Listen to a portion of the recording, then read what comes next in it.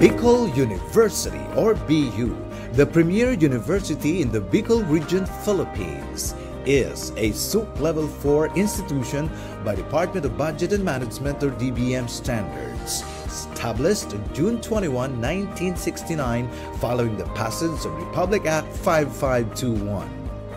It has 17 colleges spread across its 7 campuses in the provinces of Albay and Sorsogon, with the College of Law and the College of Medicine as its latest addition.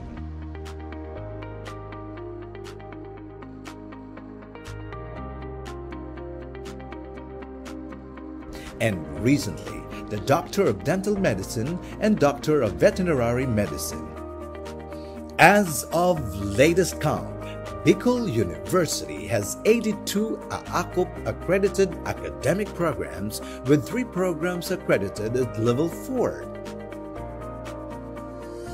It is also a Level 3 accredited institution whose reputation as the premier university in the Bicol region is rooted in its consistent top-level performance in various licensure examinations, becoming recognized as top-performing school in accountancy, social work, midwifery, nursing, education, engineering.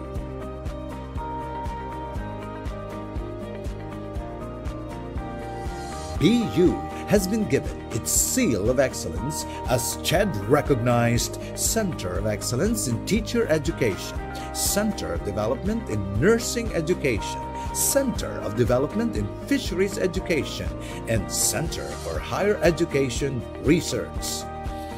Its commitment toward national thrust and directions and in meeting the needs of its community beyond the university borders is reflected in its programs and projects as base agency for Bicol Consortium for Health Research and Development or BCHRD and base agency for Bicol Consortium for Agriculture, Aquatic and Natural Resource Research and Development or BCARD. Over the years, it has earned its place as one of the 22 leading state universities in the Philippines. Bicol University has also been recently rated as 3-star institution by the Quacquarelli Simmons or QS Intelligence Unit, the independent compiler of QS World University Rankings. Bicol University has expanded its linkages to Europe and Southeast Asian universities.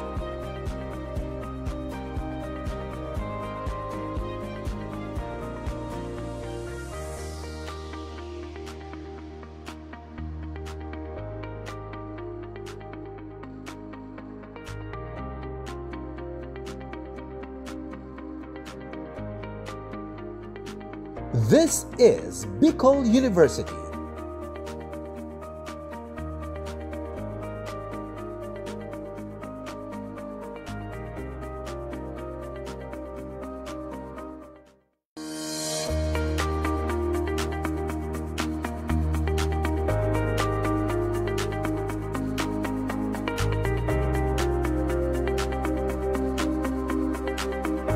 Bicol University or BU, the premier university in the Bicol region, Philippines, is a SUC Level 4 institution by Department of Budget and Management or DBM standards, established on June 21, 1969 following the passage of Republic Act 5521. It has 17 colleges spread across its 7 campuses in the provinces of Albay and Sorsogon, with the College of Law and the College of Medicine as its latest addition.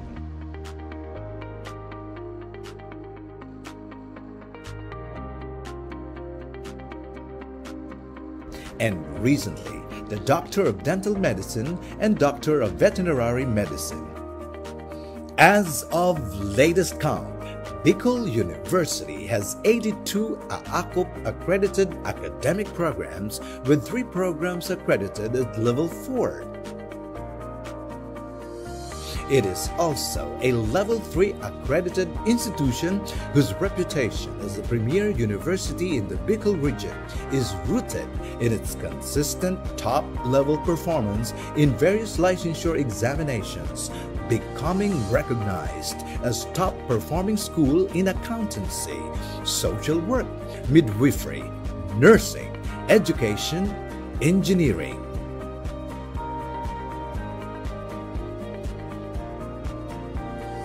BU has been given its seal of excellence as CHED-recognized Center of Excellence in Teacher Education, Center of Development in Nursing Education, Center of Development in Fisheries Education, and Center for Higher Education Research.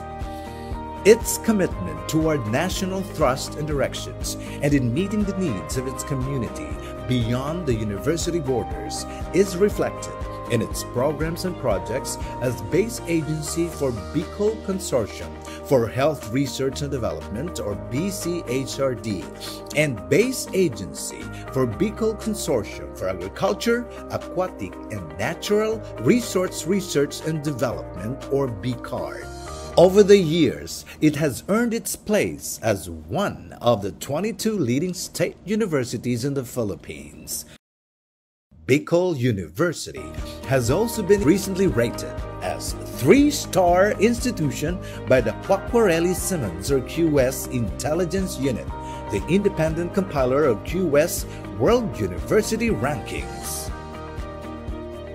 Bicol University has expanded its linkages to Europe and Southeast Asian universities.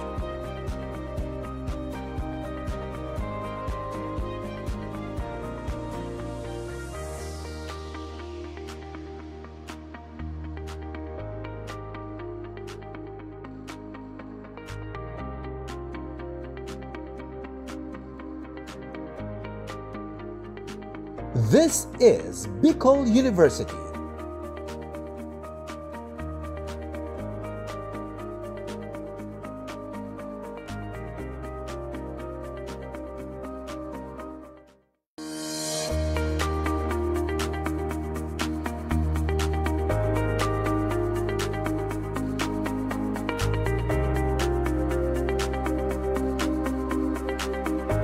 Bicol University, or BU, the premier university in the Bicol region, Philippines, is a SUC Level 4 institution by Department of Budget and Management, or DBM standards, established on June 21, 1969, following the passage of Republic Act 5521. It has 17 colleges spread across its 7 campuses in the provinces of Albay and Sorsogon, with the College of Law and the College of Medicine as its latest addition.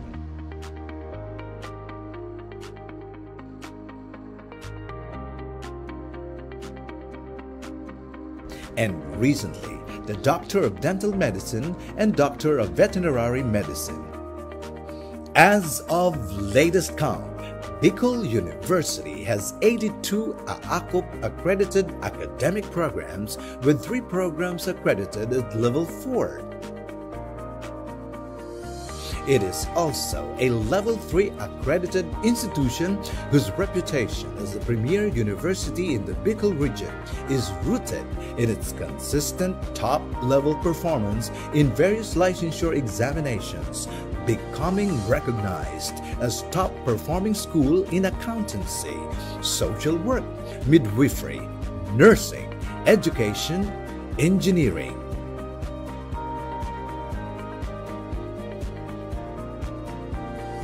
BU has been given its seal of excellence as CHED-recognized Center of Excellence in Teacher Education, Center of Development in Nursing Education, Center of Development in Fisheries Education, and Center for Higher Education Research. Its commitment toward national thrust and directions and in meeting the needs of its community beyond the university borders is reflected in its programs and projects as base agency for Bicol Consortium for Health Research and Development, or BCHRD, and base agency for Bicol Consortium for Agriculture, Aquatic and Natural Resource Research and Development, or BCARD. Over the years, it has earned its place as one of the 22 leading state universities in the Philippines. Bicol University has also been recently rated as 3-star institution by the Quacquarelli Simmons or QS Intelligence Unit, the independent compiler of QS World University Rankings. Bicol University has expanded its linkages to Europe and Southeast Asian universities.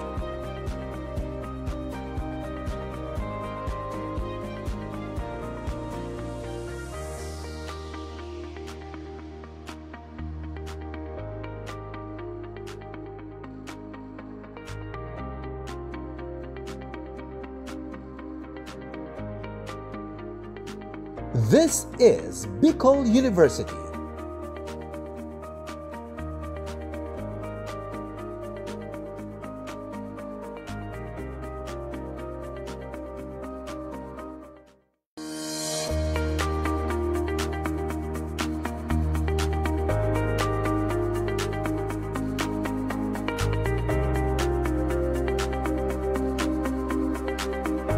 Bicol University or BU, the premier university in the Bicol region, Philippines, is a SUC Level 4 institution by Department of Budget and Management or DBM standards, established on June 21, 1969 following the passage of Republic Act 5521.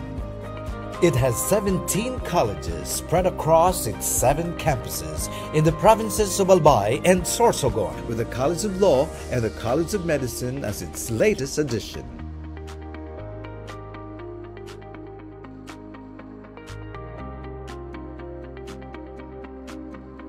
And recently, the Doctor of Dental Medicine and Doctor of Veterinary Medicine.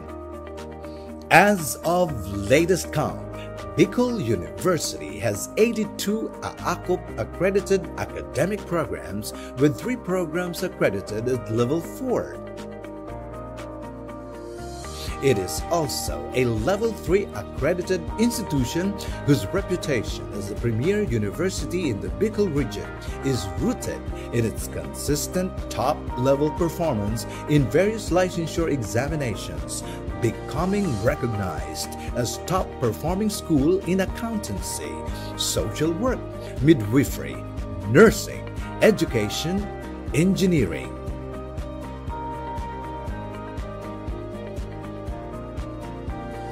BU has been given its seal of excellence as CHED-recognized Center of Excellence in Teacher Education, Center of Development in Nursing Education, Center of Development in Fisheries Education, and Center for Higher Education Research. Its commitment toward national thrust and directions and in meeting the needs of its community beyond the university borders is reflected in its programs and projects as base agency for Bicol Consortium for Health Research and Development or BCHRD and base agency for Bicol Consortium for Agriculture, Aquatic and Natural Resource Research and Development or BCARD. Over the years, it has earned its place as one of the 22 leading state universities in the Philippines. Bicol University has also been recently rated as 3-star institution by the Quacquarelli Simmons or QS Intelligence Unit, the independent compiler of QS World University Rankings. Bicol University has expanded its linkages to Europe and Southeast Asian universities.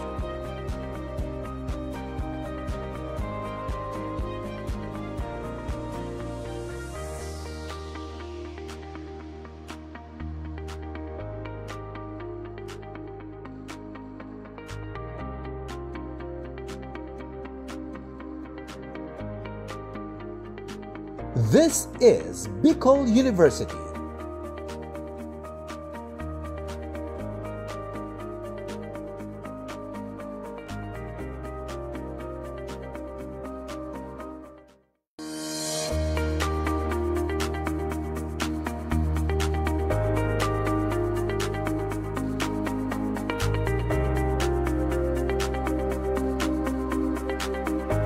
Bicol University or BU, the premier university in the Bicol region, Philippines, is a SUP Level 4 institution by Department of Budget and Management or DBM standards, established on June 21, 1969 following the passage of Republic Act 5521.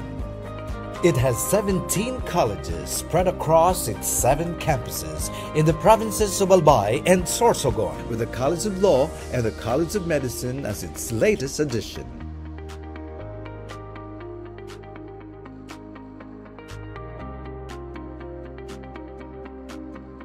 And recently, the Doctor of Dental Medicine and Doctor of Veterinary Medicine. As of latest count, Bicol University has 82 AACUP accredited academic programs, with 3 programs accredited at Level 4. It is also a Level 3 accredited institution whose reputation as the premier university in the Bicol region is rooted in its consistent top-level performance in various licensure examinations, becoming recognized as top-performing school in accountancy, social work, midwifery, nursing, education, engineering.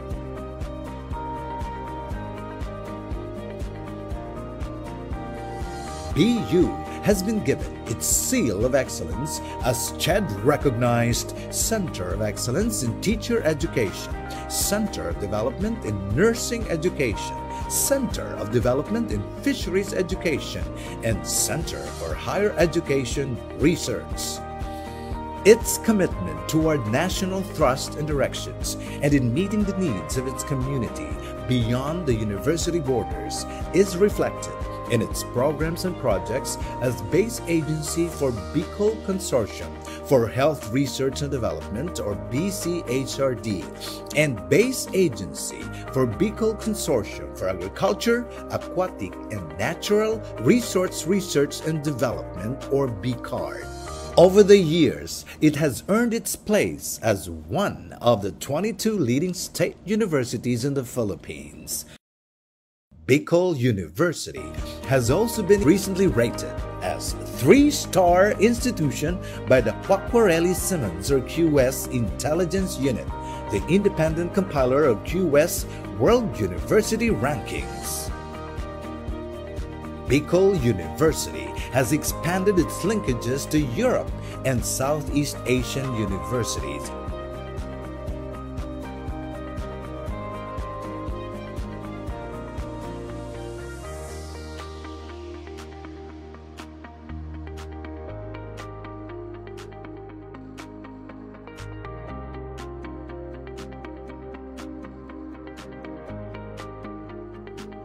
This is Bicol University.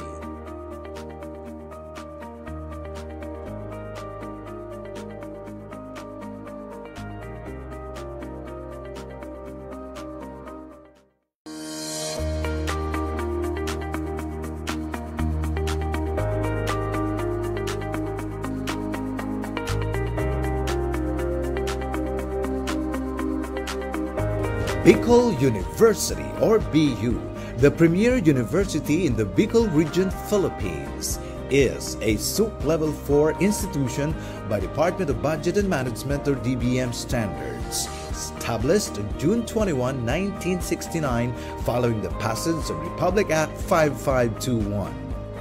It has 17 colleges spread across its 7 campuses in the provinces of Albay and Sorsogon, with the College of Law and the College of Medicine as its latest addition.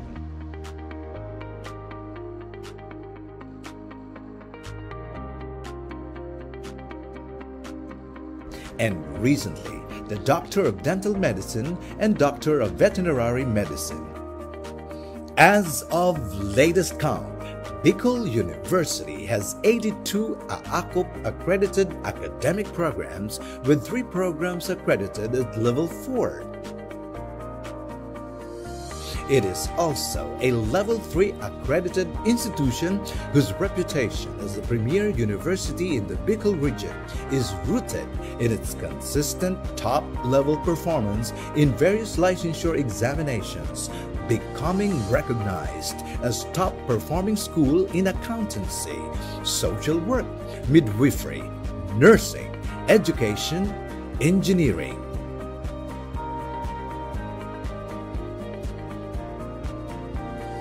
BU has been given its seal of excellence as CHED recognized Center of Excellence in Teacher Education, Center of Development in Nursing Education, Center of Development in Fisheries Education, and Center for Higher Education Research.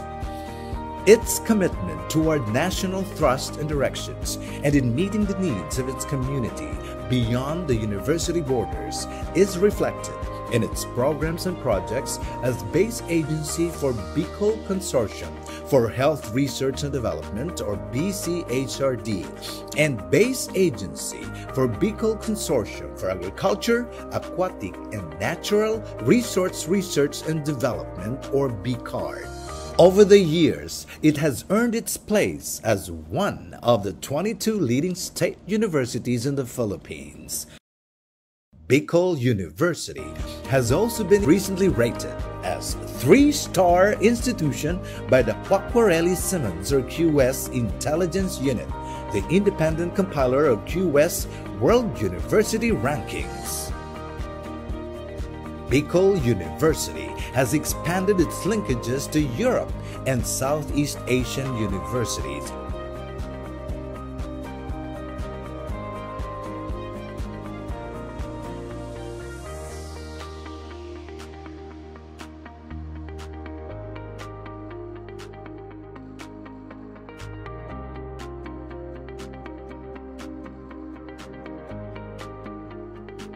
This is Bicol University.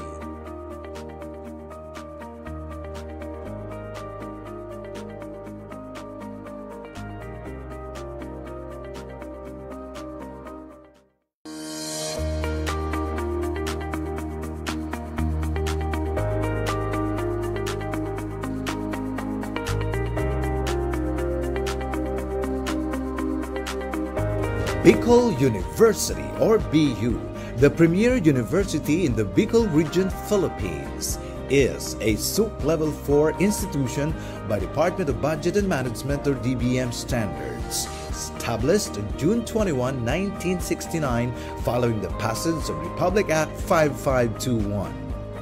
It has 17 colleges spread across its 7 campuses in the provinces of Albay and Sorsogon, with the College of Law and the College of Medicine as its latest addition.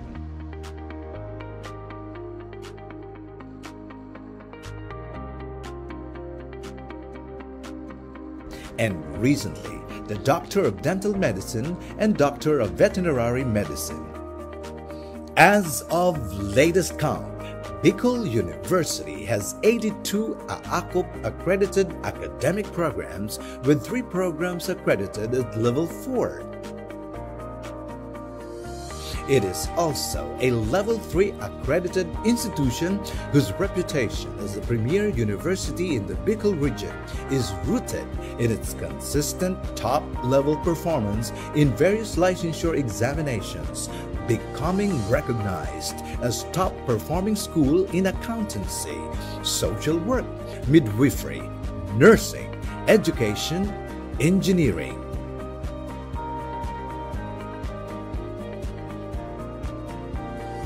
BU has been given its seal of excellence as CHED recognized Center of Excellence in Teacher Education, Center of Development in Nursing Education, Center of Development in Fisheries Education, and Center for Higher Education Research. Its commitment toward national thrust and directions and in meeting the needs of its community beyond the university borders is reflected in its programs and projects as base agency for Bicol Consortium for Health Research and Development, or BCHRD, and base agency for Bicol Consortium for Agriculture, Aquatic, and Natural Resource Research and Development, or BCARD. Over the years, it has earned its place as one of the 22 leading state universities in the Philippines. Bicol University has also been recently rated as 3-star institution by the Quacquarelli Simmons or QS Intelligence Unit, the independent compiler of QS World University Rankings. Bicol University has expanded its linkages to Europe and Southeast Asian universities.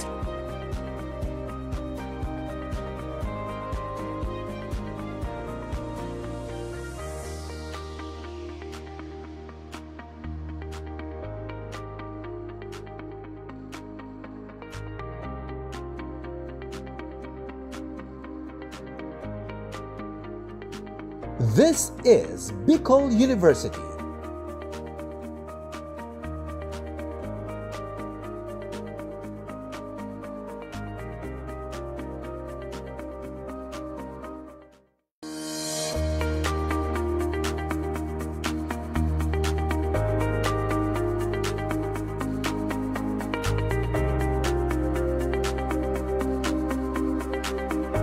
Bicol University or BU, the premier university in the Bicol region, Philippines, is a SUP Level 4 institution. Babae sa lahat ng sektor, aangat ang bukas sa bagong Pilipinas, reinforces the core objective of RA 9710 or the Magna Carta for Women, to uphold gender equality by empowering women through equitable access to opportunities and resources.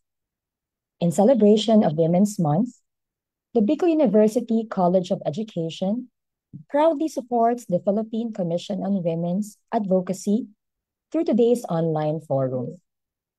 This event aims to raise awareness among students, teachers, parents, and other stakeholders about the continued need to empower women, including children and adolescents, and to safeguard their rights and well-being.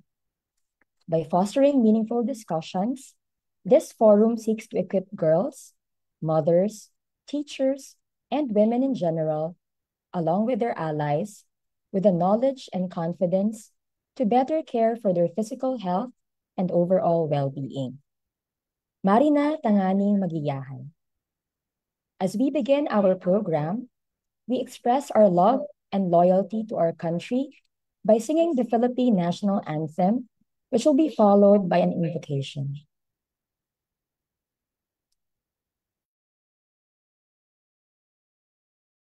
Ang naging bahagi ng mga kababaihan sa lipunang Pilipino. Kaisa sila sa marubdob na paghahangad ng kalayaan ng ating lahi. Kabilang sila sa paglinang ng ating makulay na sining at mayamang kultura. Kasapi sila sa pagtataguyod ng mga adhikain ng kapwa mamamayan at sa pagtugon sa mga pangangailangan ng lipunan. Katuwang sila sa pagtuklas sa mga larangan ng agham at medisina. Kapanalig sila sa pagpapairal ng batas, karapatan at katarungan para sa lahat. Kabahagi sila sa paglilingkod sa bayan at sa pagpapanatili ng demokrasyang Pilipino. Sa paglipas ng panahon, hindi nagmaliw ang kanilang pag-ibig sa ating inang bayan. Mga kababayan, ito ang alay ng mga kababaihang Pilipino para sa bayan. Tumayo po tayong lahat at sabay-sabay nating awitin ang pambansang awit ng Pilipinas. Ayaw mag-ibig, pero sa silanganan, ayaw kapuso, sa dibdib mo'y buhay. Lupang hiniram, gulatan ng mag-ibig, sa manlulupin, di ko masisingil, sa nagatak lubog sa sikat at sa langit mong bahag, ay ginagak ko na at awit sa paglayang minamahal. Ang isang ng pagkawat ko'y talumpay na nagliligid, ang iluwin at araw ng kailan pa may masilig. Lumarap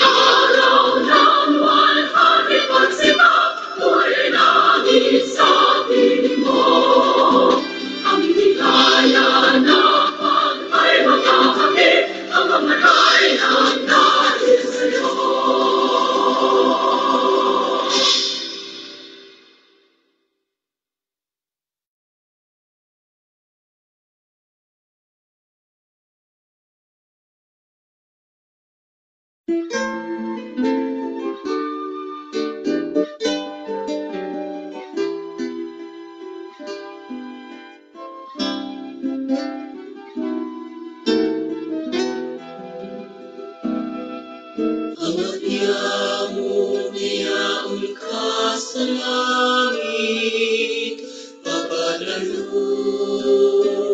ang ngalan mo. Magdatong ang kaharian mo. Mangyari ang buot mo sa daga, insiring sa langit. Ang sa mong kakanon sa araw-aldaw, itaon mo sa mo'y agunyan. Asin patawarin mo kami sa samong mga kasalanan. Siring na pinapatawad niya mo ang mga nagkakasala sa muyan. Asin hare kami pagdaraha sa sugot, kundi agawa kami sa maraon.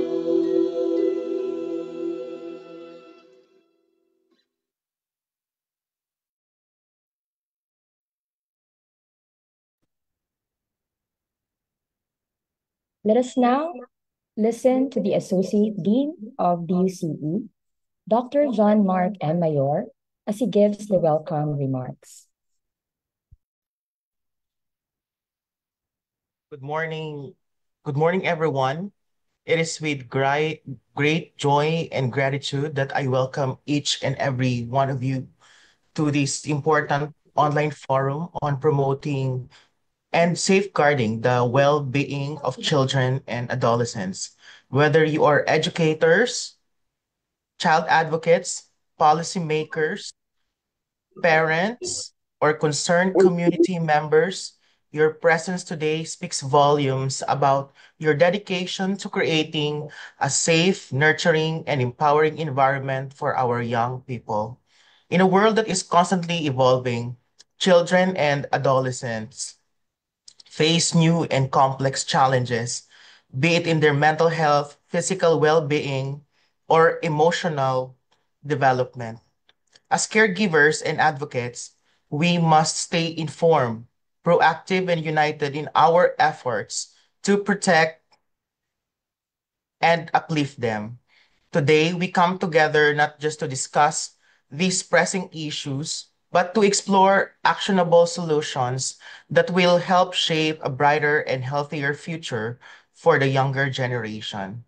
We are honored to have esteemed speakers and experts with us who will share valuable insights, strategies, and best practices.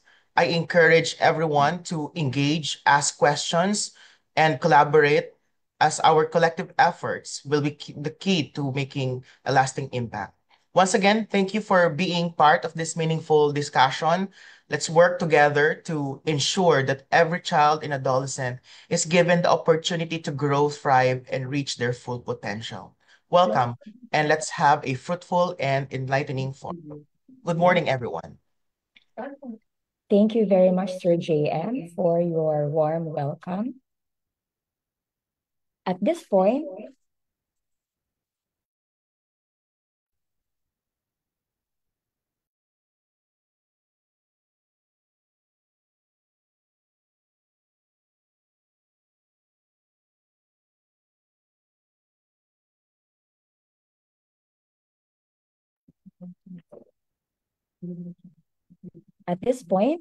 may I now present our participants for this online forum, as well as our house rules. Currently, in the Zoom room, we are 87, coming from different blocks and specializations from the College of Education. And also we have some guests and faculty members. And we are also live on the Facebook page of Bicol University. So welcome everyone. Thank you for attending this online forum. Now for our house rules. First, be on time to avoid disruptions and ensure a smooth flow of the session. Next,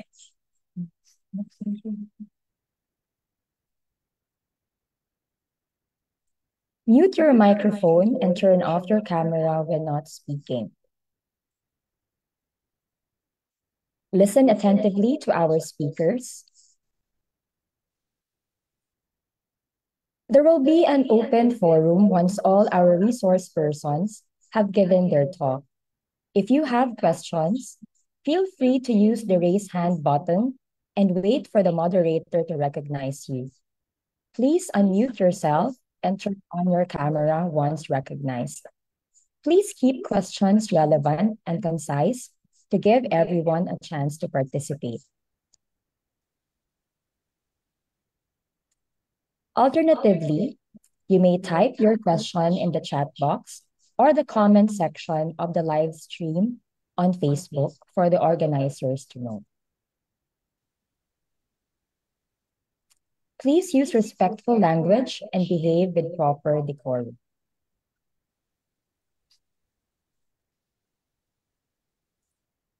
So before we proceed to our first speaker, we shall hear a message from our beloved President, Dr. Baby Boy Benjamin Ginebreast III.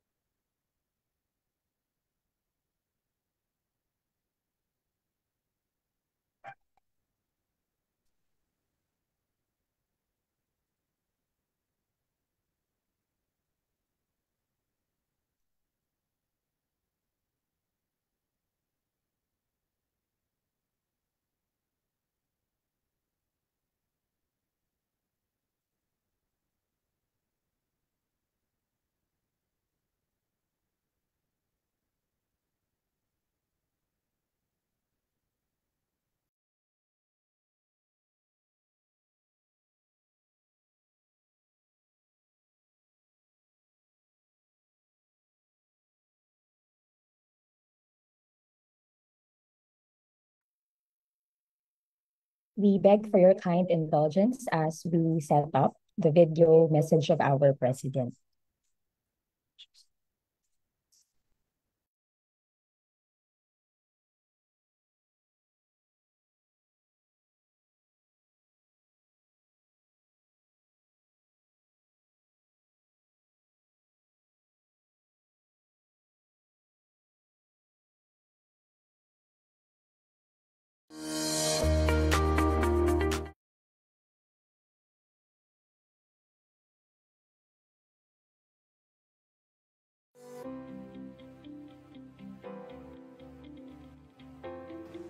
To the Bicol University College of Education administrators, represented by Dr. John Mark Mayor, the OIC Director of the Center for Gender and Development, Dr. Maria Victoria Monte, Professor Shena Haushan, the College of Education Gender and Development Coordinator, our expert resource persons, students, faculty, personnel, and our online participants, sarong maimbong na aga po sa Ilocos. The responsibility for promoting and safeguarding the well-being of children and adolescents is everyone's responsibility. But this responsibility should be significantly carried by academic institutions that nurture the education of the young and promising youth.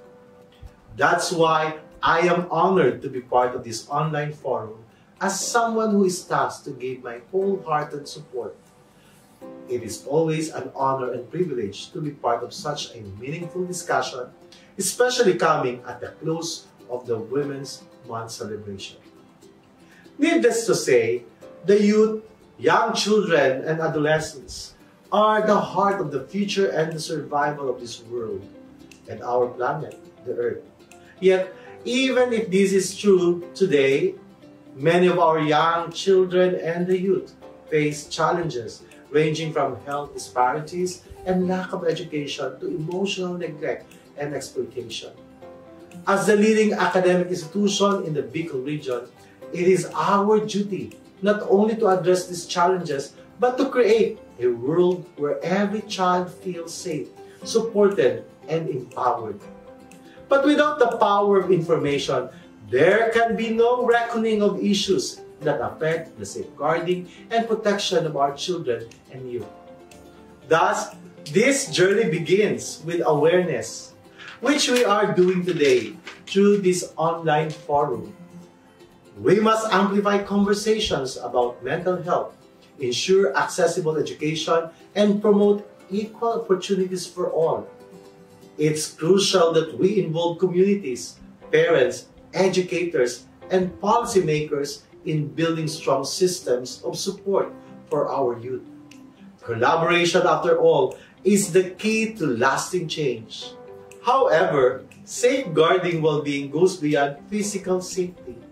After all, a University for Humanity for Sustainable Societies can never be won unless and until every child, youth, person who enters its hall of learning feels valued and heard in safe spaces and inclusive environment. Compassion, inclusion, and respect must guide all our actions if we are to truly become a University for Humanity. My presence, however virtual, fully speaks of my support to any and all activities that opens the mind, engages the heart, and carries an advocacy for inclusion and respect. My warmest commendations and gratitude to all who made this meaningful online forum possible. Padagos lang po, mga kapwa ko Biwenyas. Diyos ang magbalo sa Diyos.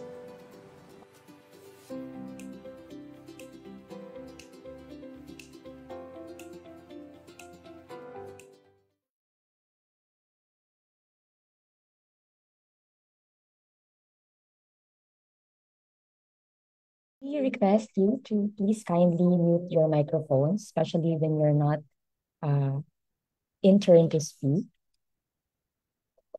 So thank you very much, Dr. Benji Nebres, for your inspiring words and your strong expression of support.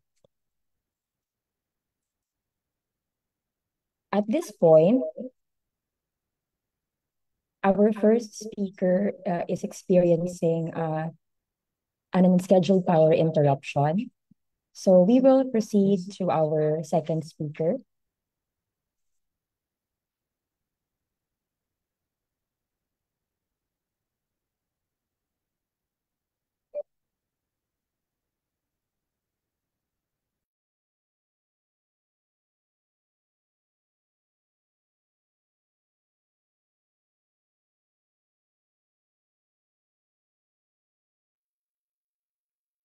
So let's get to know first our speaker. A highly sought-after speaker, counselor, and advocate for socio-emotional well-being. Our second resource person, who will be going first, has dedicated her career to promoting mental health, resilience, and holistic wellness. She holds a Bachelor of Science degree in psychology, major in guidance and counseling from St. Scholastica's College in Manila, a Master of Arts degree in education, major in counselor education from Bicol University Graduate School, and a PhD in counselor education from the University of Santo Tomas Legazpi. She's currently an associate professor at the BU College of Education, serving as the program advisor for values education students. In addition, She fulfills multiple key roles, including guidance counselor for the BU Graduate School, BU Ginobatan, and BU Polangi campuses, as well as program advisor for the guidance and counseling program at the BU Graduate School. As a registered guidance counselor, she's an active member of the Philippine Association of Counselor Education, Research and Supervision, and the Integrated Professional Counselors Association of the Philippines Incorporated. She has enriched her expertise through extensive participation in local, national, and international conferences covering critical topics such as mental health care, self-healing, and gender-responsive policies. A dedicated researcher and trainer, she has spearheaded numerous studies and projects focused on holistic wellness, career skills development, and mental health focusing. Recognized as an expert in guidance and counseling, she's frequently invited to lead training and enhancement programs for both students and professionals, addressing essential topics such as self-care, resilience, and mental health challenges. Her unwavering commitment to empowering individuals and fostering emotional well-being continues to make a profound impact in her field. Friends, please help me welcome Dr. Maria Elena C. Ahoro. Thank you so much, Shen. Can I be seen? Thank you so much. Yes, ma'am. It was lengthy, very detailed, and very flattering. Thank you so much for that introduction. So, good morning, everyone. Before anything, I would like to share a brief inventory for you to be able to see your general well-being. So, may I request that you have to get a piece of paper with you? For you to be able to actively participate in the inventory, you need to get a piece of paper and, of course, a pen with you. So let me share my screen.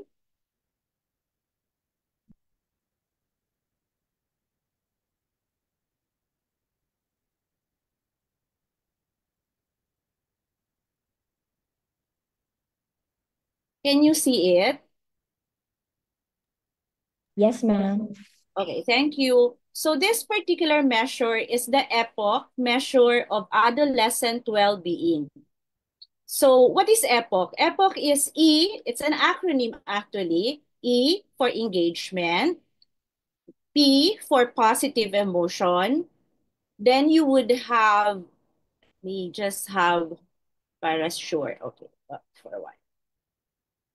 Okay, so engagement, rather P for perseverance, O for optimism, then we would have connectedness, then we would have happiness. Okay, so we'll just look into it in terms of its details later. So let me just ask you again with your piece of paper and a pen. I'm going to give you a minute or two to please answer the following items. How will you do this? For each particular item, you have to copy the two letters before the item. So if it's C1, P1, then kindly rate it from 1 to 5.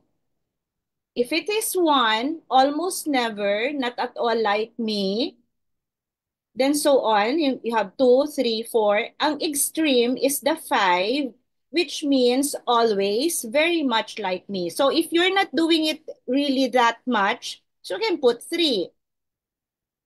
If a little bit more, then 4. So you can still have 2, 3, 4 in between, aside from the 1 to 5 rating. Okay? So make sure to copy the first two, the letter and the number, C1, P1, O1, then give the corresponding rating that you will have. Okay? Begin.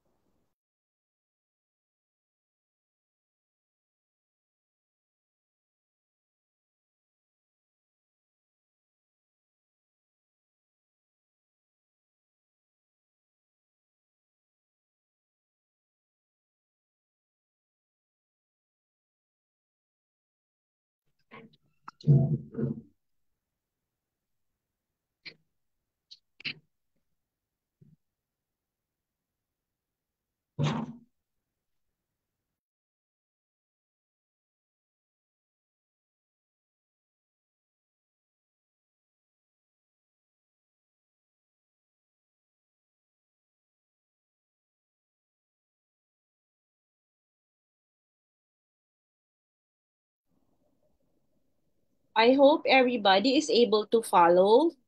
For those who just maybe logged in, all you have to do is to rate each particular item, but you have to copy the letter and the number before the item.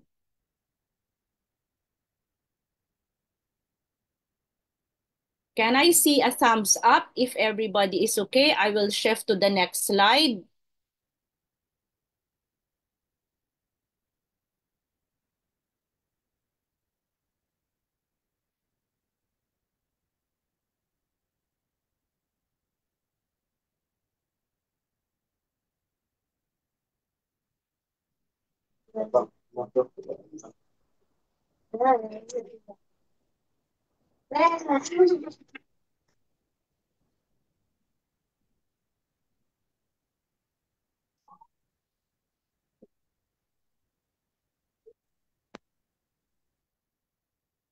Thumbs up na ba?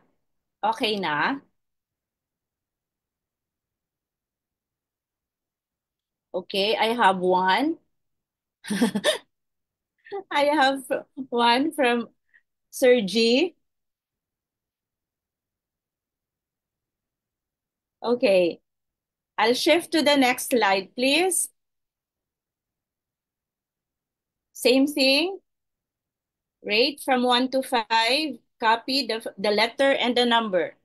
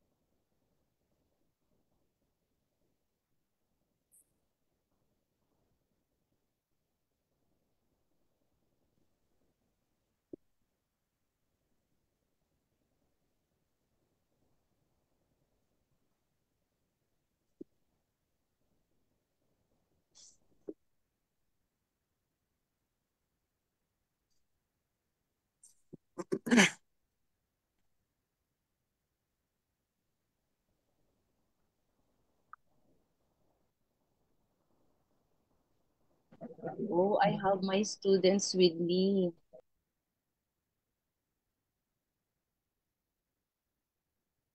Thank you for attending.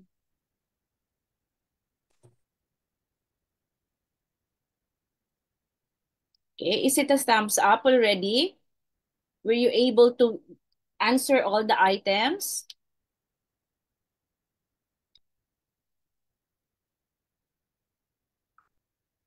If you are done, please.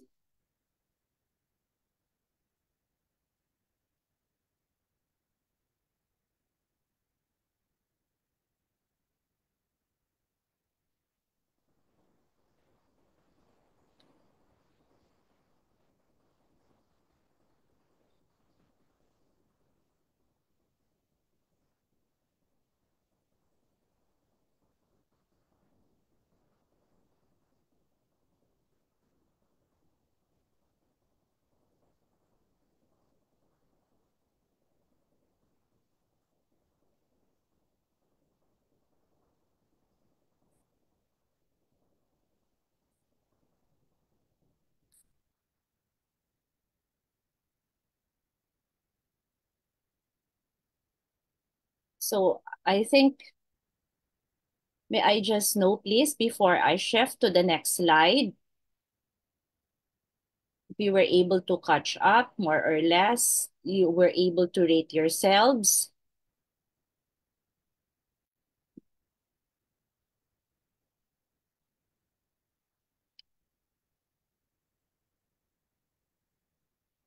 Okay. So let's shift to the next. So we are now here in the rating. So as mentioned a while ago, you have engagement, perseverance, optimism, connectedness, then happiness. All you have to do is to get all the items marked as E1, E2, E3, E4. All you have to do is to compute, add, divided by 4. Then for P1, P2, P3, P4, add the scores divided by 4, and so on and so forth.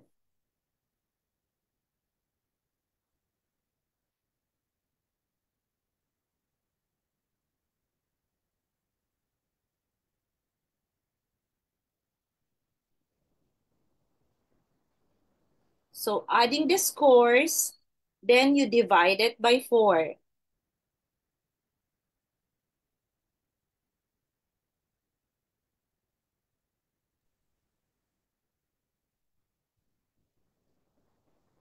Average of the 4 items, results can be presented. It can be in a bar graph actually, but for our own purposes only, all we have to do is to get our scores for each particular domain. So what is your rating for engagement? What is your rating for perseverance? What is your rating for optimism or positive emotions? Connectedness, then you have what you call happiness.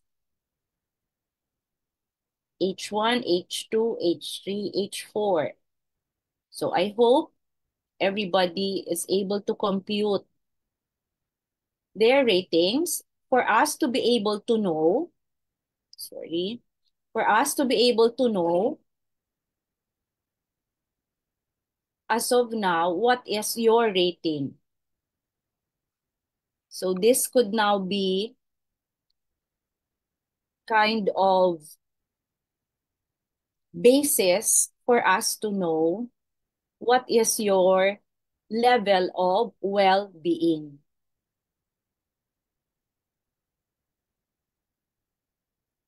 Okay, so if you're done with that,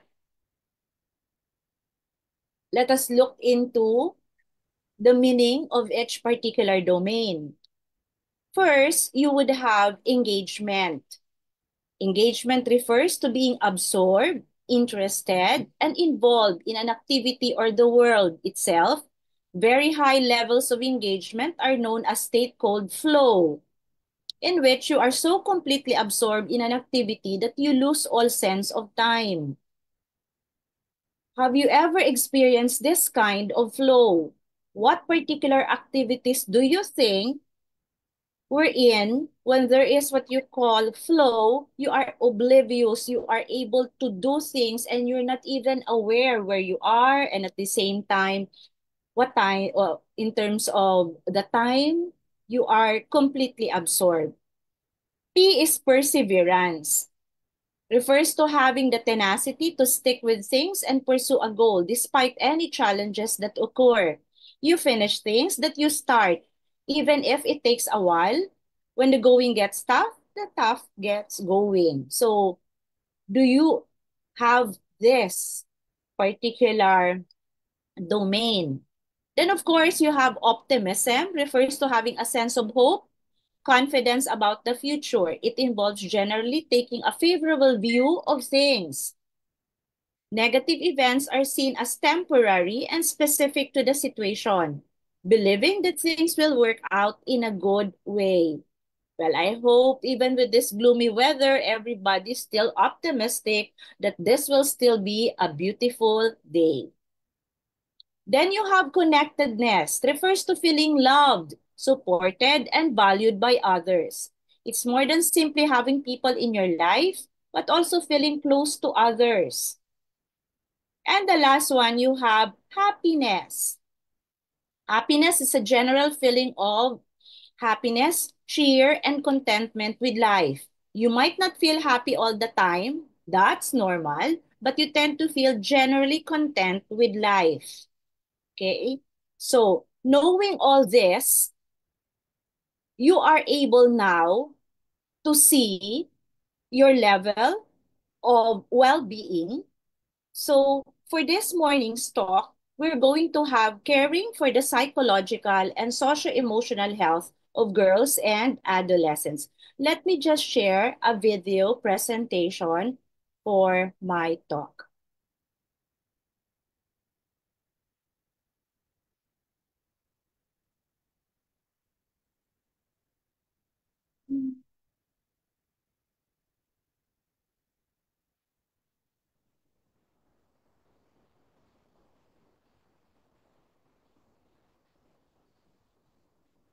Okay, I hope this works.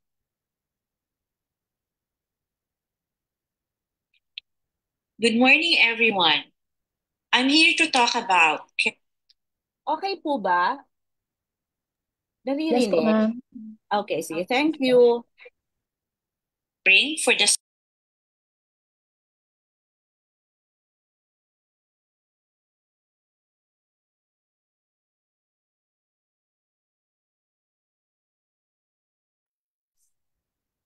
Mama, nawala po yung sounds.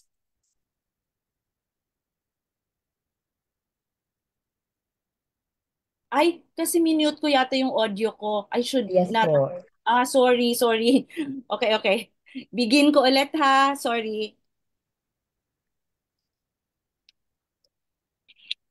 Good morning, everyone.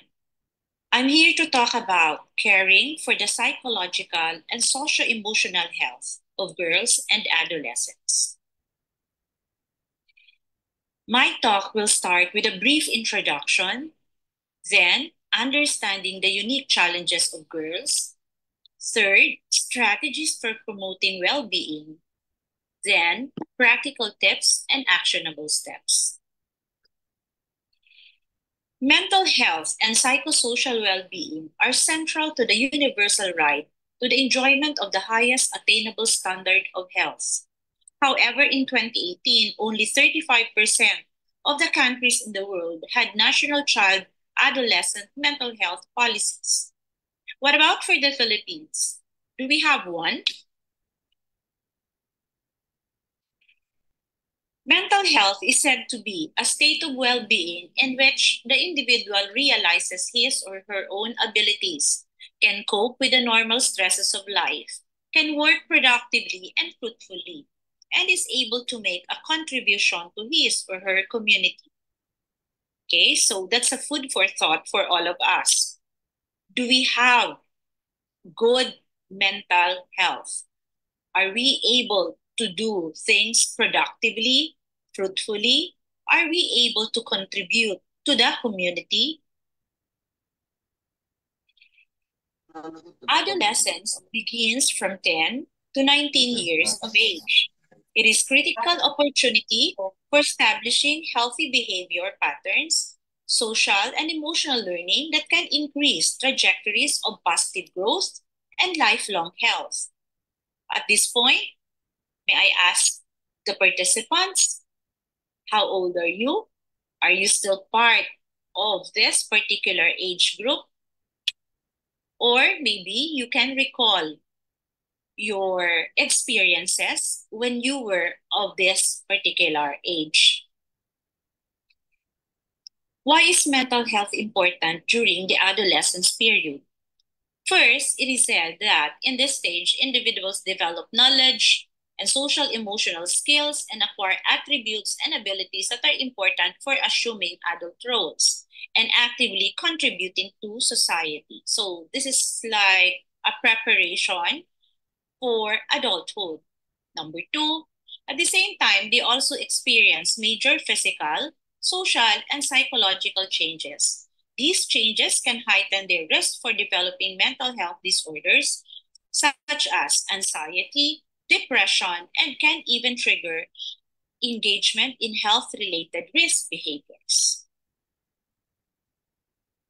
It is said that there are unique challenges of girls navigating adolescence period. Number one, the developmental changes. Two, societal pressures. Three, psychological and socio-emotional issues. Developmental challenges may include physical transformation, hormones, sexual development, separation from parents, establishing identity, social issues, group identity, growing responsibility. We will be discussing each particular developmental challenge. So first, let us now go to hormones. Early adolescence is a period of surging hormonal changes. Girls experience increases in estradiol. This process, known as gonadarchy, usually occurs in girls between 9 to 10 years of age. What does this mean? Fluctuations in hormone levels relates to increased risk of anxiety and depression. It can also increase tendency to engage in risk-taking behaviors. Another challenge is self-management. Management by oneself, taking responsibility for one's own behavior and well-being. Girls may struggle with self-management in the process of navigating new sets of developmental tasks during adolescence period. Are you aware of your development tasks during adolescence period? You can categorize it. It can be your educational developmental tasks. So this pertains to your studies.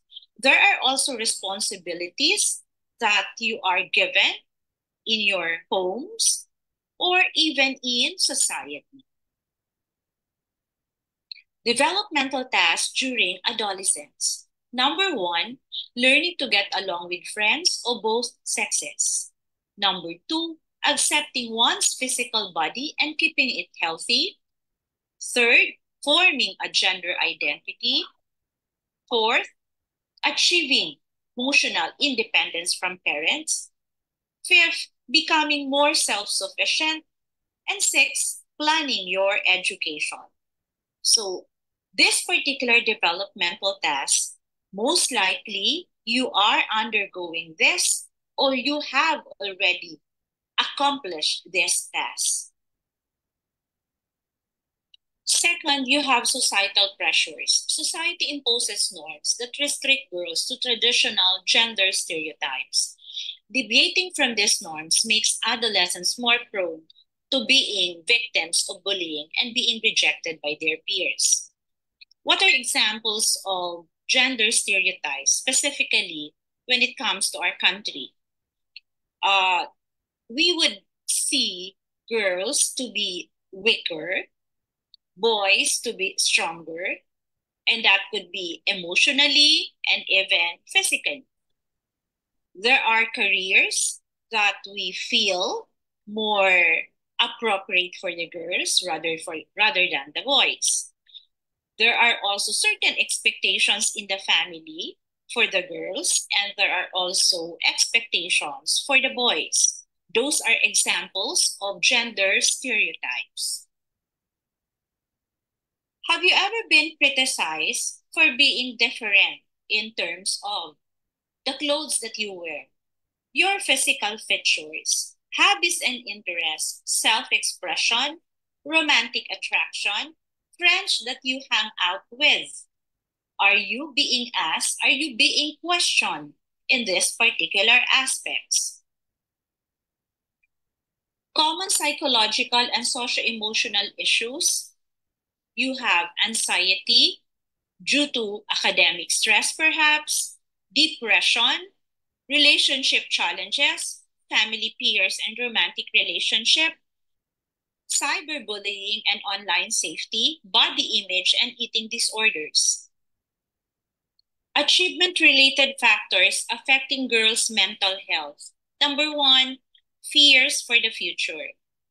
Specific future-oriented triggers of anxiety, such as the need to gain entry into a good college, university, to obtain a good job, pass the licensure exam, pursue further studies, graduate studies. Success for girls is based on material success, accumulation of wealth, social prestige, and status. This is according to the study of Exert and Drago in 1999 and Erickson in 2021. For number 2, you have family and parent-related pressures. You would have parents' families are aware. Recording While they stopped. want the best for their child, it would ultimately be unhelpful to place excessive pressure on them. Recording in progress. Girls from middle or upper class families often felt pressures to live up to their parents' standards and to emulate their successful careers and lifestyle. This is according to Erickson in 2021, Spencer in 2018. In contrast, girls from lower middle class families often felt pressured to do better than their parents and to lead better lives. This is from Jackson 2010. Number 3, you have competitive school cultures. Studies have shown that girls feel high levels of pressure to match or exceed their peers' levels of achievement. The sense of competition could be particularly intense if participants attend an all-girls school. This is according to the study of Luffman in 2013 and Spencer in 2018. Fourth, you have gendered expectation of girls' academic achievement. It is said, be bold, but not too bold. Be smart, but do not be a show-off. Definitely retain your feminine charms. Number 5, an imbalance in pressure experience. When pressures to achieve academically were felt in the extreme, that anxiety and mental health difficulties could be experienced, ranging from relatively mild and self-manageable symptoms to clinically diagnosed conditions. Imbalance in the sense of healthy lifestyle, gender identity constitution, and third, personal perspective about the importance of academic achievement. With all the challenges that we have discussed, now let us now focus on the strategies for promoting well-being. Strategies for promoting well-being. Self-care practices. First, you need to cultivate better lifestyle. Sleeping, 8 hours, nutrition, eat healthy diet, and physical activity. Well, definitely at your age, and since you have this particular schedule in terms of your classes, some of you may even be enrolled in your PE classes, so definitely physical activity is very much present. Practice mindfulness and stress reduction technique. This could be just simply having relaxation, can be a form of reading, watching movies, Korean novela, Netflix. It could also be going out with friends. So anything that relaxes your mind, your body. So that can be already a way of promoting your well-being. What about in terms of healthy coping mechanism? You can have problem-focused coping. You can have emotional coping. You can even have avoidance coping. So when we say problem focus, you try to solve the problem. You really go to a particular, in problem focused coping, you directly go to the person or to the event or to the situation which brings you stress, anxiety. What about for emotional focus coping? For emotional focus coping, you give in to your emotions. If you're sad, you really feel sad, you cry over it. If you are frustrated, then maybe there could be some outlet for you to be able to show your frustration. What about for avoidance coping? Well, avoidance coping, you totally avoid the problem for you not to have those anxiety. What is self-care? Self-care is literally that, taking care of yourself and addressing your needs. What are your needs at your age? What are these needs? I'm not referring to your wants but I'm referring to your needs. So maybe you can think about what are your needs at this point. Self-care helps improve overall health. It helps lower stress, which is linked to lower blood pressure and better sleep. Self-care boosts self-esteem. Treating yourself with kindness helps you see yourself in a more positive light. Be good to yourself. Be kind to yourself. Self-care improves focus. The less stress and burnout you feel, the more you can focus on your tasks. I remembered what Father Orbos always shared in his homily. He would say, focus on the Lord, not on the load. So definitely, at times, our anxieties would distract us. So we can focus more maybe on appreciating things. We become more grateful because of the things that we have, not really on the stress that we have. Self-care means setting your boundaries. Stop making excuses and postponing taking time for yourself. Be good and be kind to yourself. Build supportive relationships. Foster positive peer relationships. Strengthen family bonds. Identify trusted adults one can turn to. No matter what happens, we are supposed to have our family with us. The family is our refuge. Develop emotional intelligence. Recognize and express one's emotions is healthy. Build empathy and communication skills. Promote self-esteem and confidence.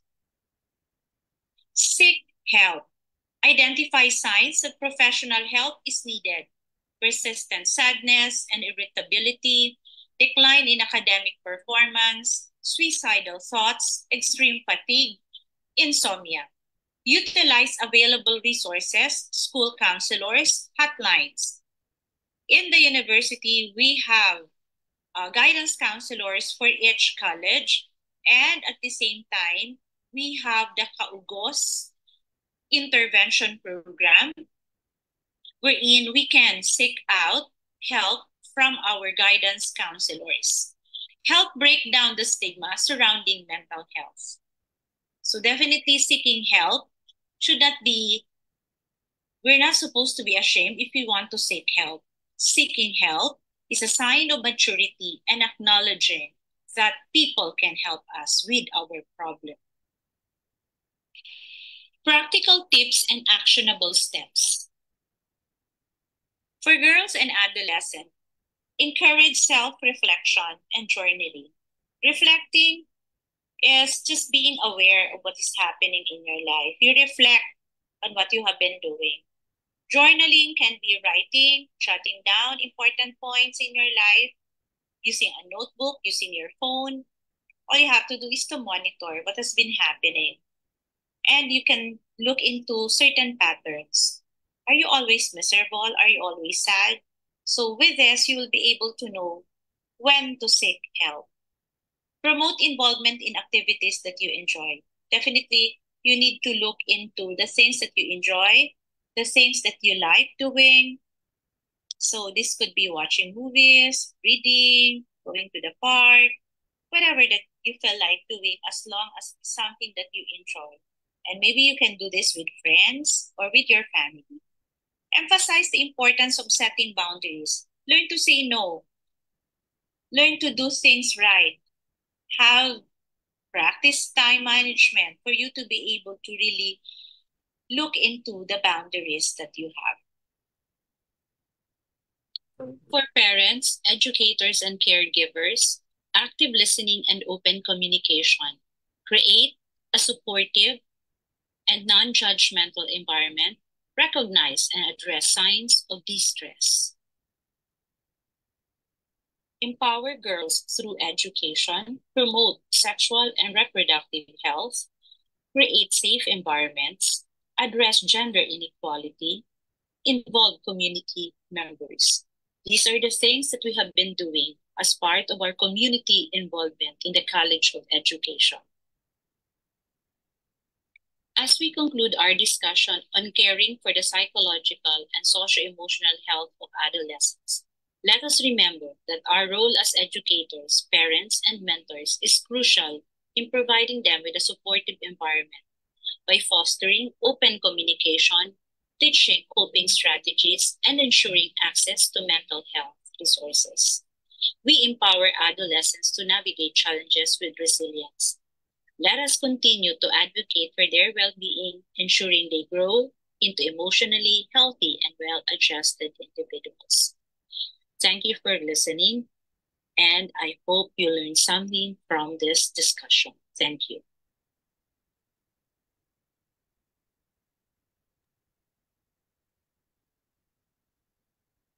Thank you so much. Before anything else, I would like to share this for a while. I have something that maybe we could, yeah. There's another material that I would like to share with you. Hindi ko siya makita. For a while lang ha. Let me just open it.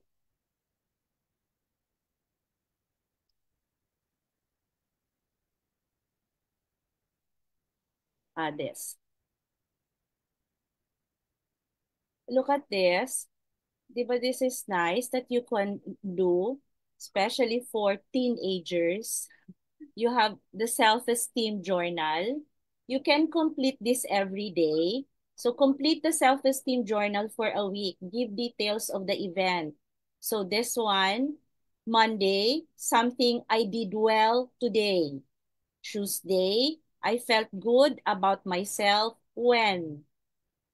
Wednesday, I had a positive experience with. Thursday, 3 good things about me are. Friday, something I did for someone. Saturday, today I achieved. Or today I achieved sharing my expertise, talk to my students. Sunday, today I overcame what? Okay, so this is what you call, you're supposed to have a repository of your positive experiences. So when you're down and out, you can go back to this journal, and maybe it will affect your mood, and you will, you will have more positive emotion because you have this particular journal with you. So I hope this also helps you in terms of positivity and having a better outlook in life. Okay, so let me just stop sharing.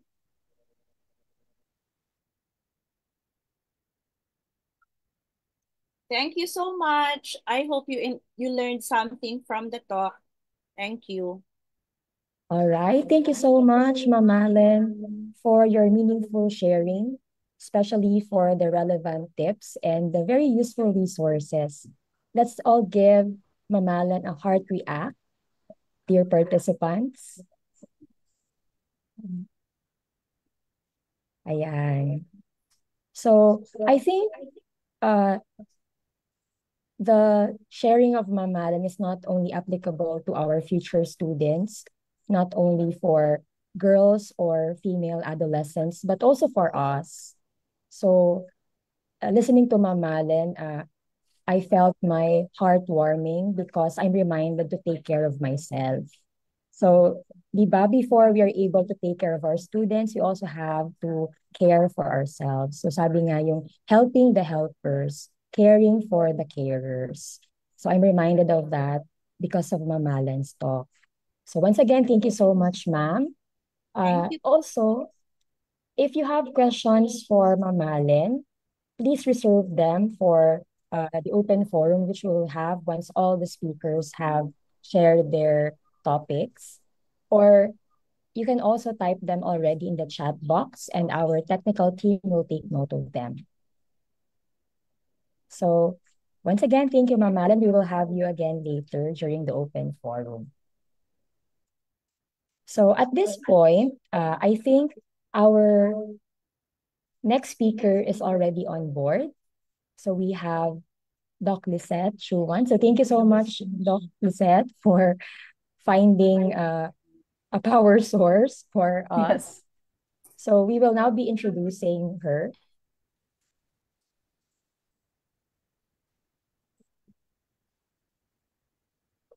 So our second speaker, rather, is a dedicated physician, educator, entrepreneur, and researcher committed to advancing healthcare and medical education. An academic achiever and student leader from an early age, Dr. Chuan excelled in journalism, public speaking, and the performing arts. She began her healthcare journey with a ladderized curriculum in midwifery and nursing at Camarines Sur Polytechnic Colleges, earning distinctions in clinical practice. And after passing both the midwifery and nursing licensure exams, she worked for 6 years as a registered nurse in various roles, including as a nurse anesthetist and an ER trauma surveillance nurse. Despite opportunities abroad, she chose to stay in the Philippines, prioritizing her family over financial security. Her path to medicine was filled with sacrifices, especially as she balanced her aspirations with supporting her younger brother's education. Medical school brought challenges, but she persevered, drawing strength from her parents' sacrifices. During her medical training, Dr. Chuan won research competitions and case contests. She overcame extreme adversity while preparing for the physician licensure exam, enduring typhoons, power outages, unreliable internet connection. Yet, she passed on her first attempt. She later pursued anesthesia training, but had to withdraw due to severe post-COVID syndrome. Undeterred, she founded her own clinic and pharmacy, providing much-needed healthcare services in her hometown. Now, Dr. Chuan is the chairperson of the Department of Clinical Laboratory Sciences at Bicol University College of Medicine, where she also serves as BUCM Gender and Development Coordinator, Community Engagement Program Coordinator, and Inspector of Medical and Laboratory Equipment.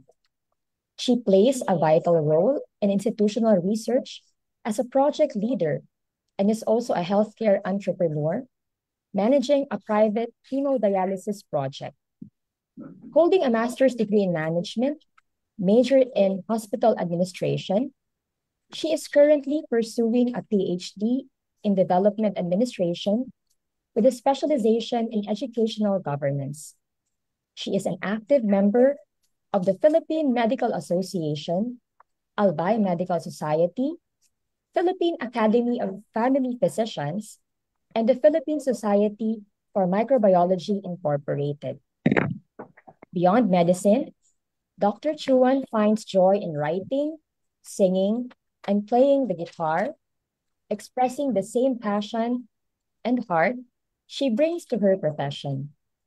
Her journey is one of perseverance, intellect, and empathy, inspiring others to serve with both mind and soul. Dear virtual audience, let's welcome Dr. Lisette Tolete Chuan.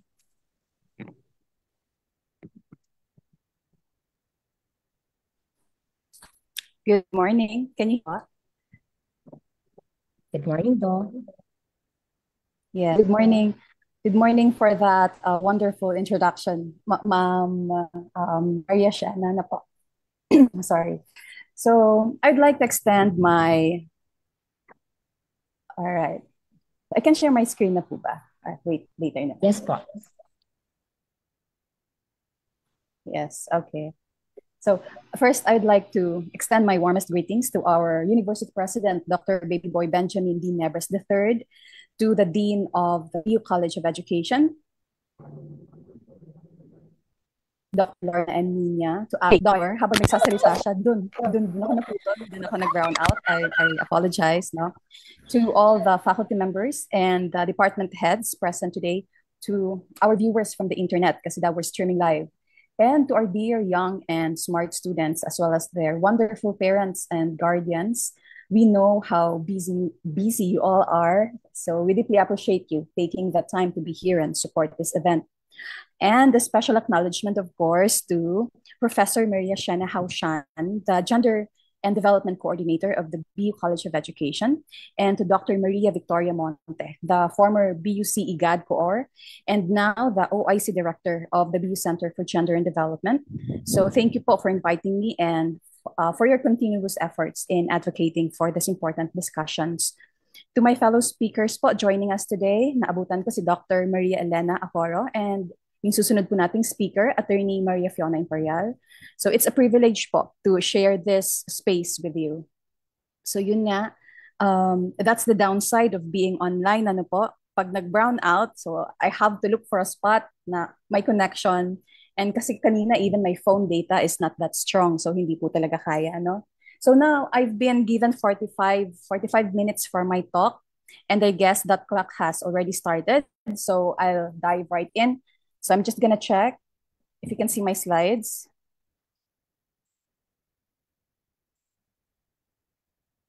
Kita niyo po? It's loading from my end. Yes, we already see Okay. the slides. Okay. Thank you. So today I'll be discussing something that's really important, yung caring for the physical health of girls and adolescents. So for the boys in the audience, don't worry. This is not just about girls. No, the topics I'll be covering affect all of us directly or indirectly. So whether you're a student, parent, a teacher, or a guardian, this discussion is for you as well. So it was actually mentioned sa invitation letter, and when I asked Professor Shena if there were any specific points she wanted me to focus on in my talk, she brought up something really interesting. She talked about the importance of sleep hygiene, especially in this age of social media, along with proper nutrition. And she also pointed out how important it is to discuss common health concerns that affect adolescents, and more importantly, how to prevent them. And honestly, hearing this just made me realize how timely and relevant these topics are. Tama po ba? So with everything going on, the fast-paced lifestyle, the digital distractions, and yung mga pressures no, ng our young people face today, it's so important that we talk about these things. So nag-transfer po pa ayan, to the next slide. Can you see po ano? So in the next 45 minutes, we'll cover sleep hygiene. As we all know, na social media and gadgets are keeping many of us awake at night. No? And today, you will know how a lack of sleep affects your body, the proper nutrition, because what you eat plays a huge role in your energy levels, in focus, and overall well-being.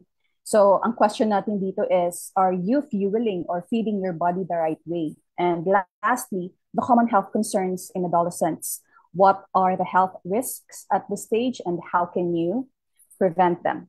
And by the end of this discussion, my goal is for you to walk away with a better understanding of how to take care of yourself or help take someone, take care. And by the end of this lecture, you'll be able to differentiate between normal adolescent body changes in both males and females, understand the importance of sleep hygiene in the digital age, and recognize how social media and screen time affects sleep patterns, especially sa ating mga female adolescents. And then also identify proper nutrition practices for adolescents and understand their role in maintaining physical and mental health.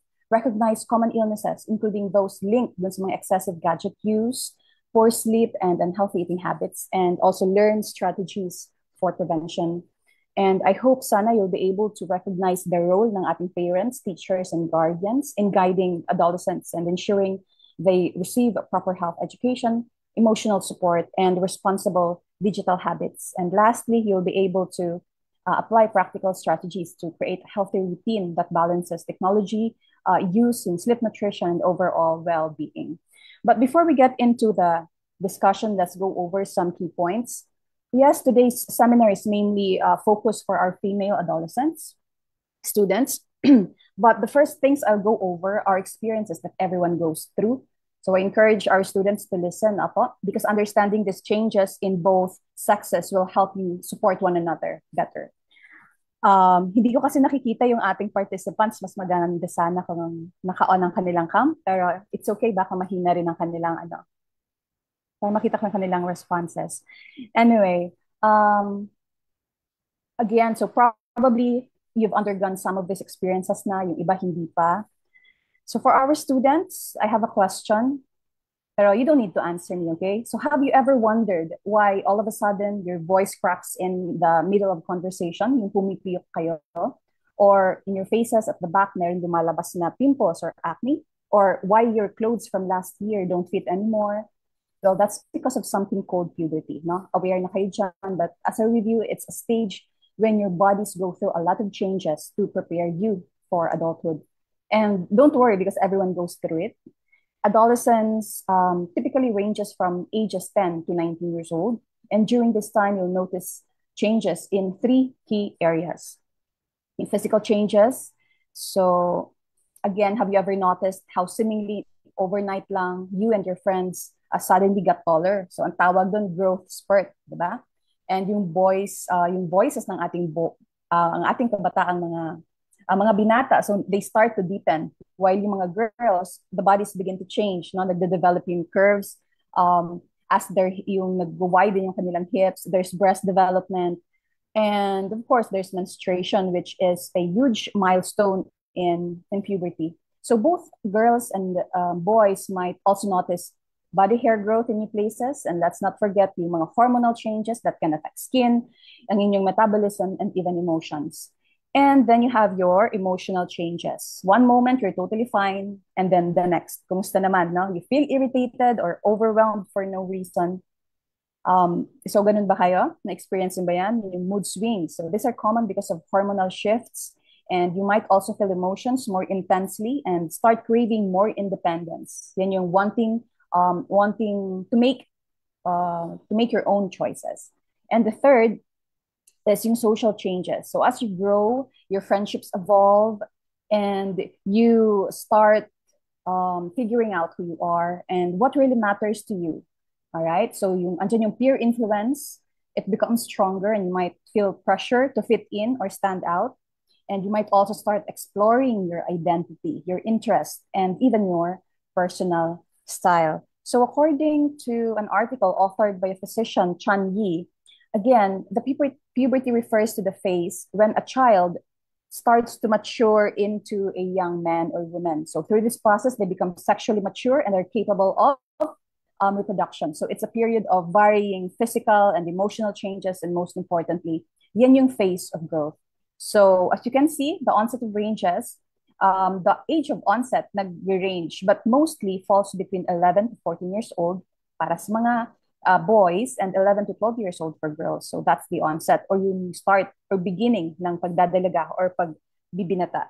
So let's break it down further. So for the boys sa room, or sa ating audience, you might notice that your shoulders, di ba, are getting broader, your muscles are becoming more defined, and yung voice nga na pumipiyok. So the cracking phase. Don't worry, temporary lang yan. So your voice depends, lumalalim, because your vocal cords nag-grow, no? And as you go through puberty, your body starts developing in new ways.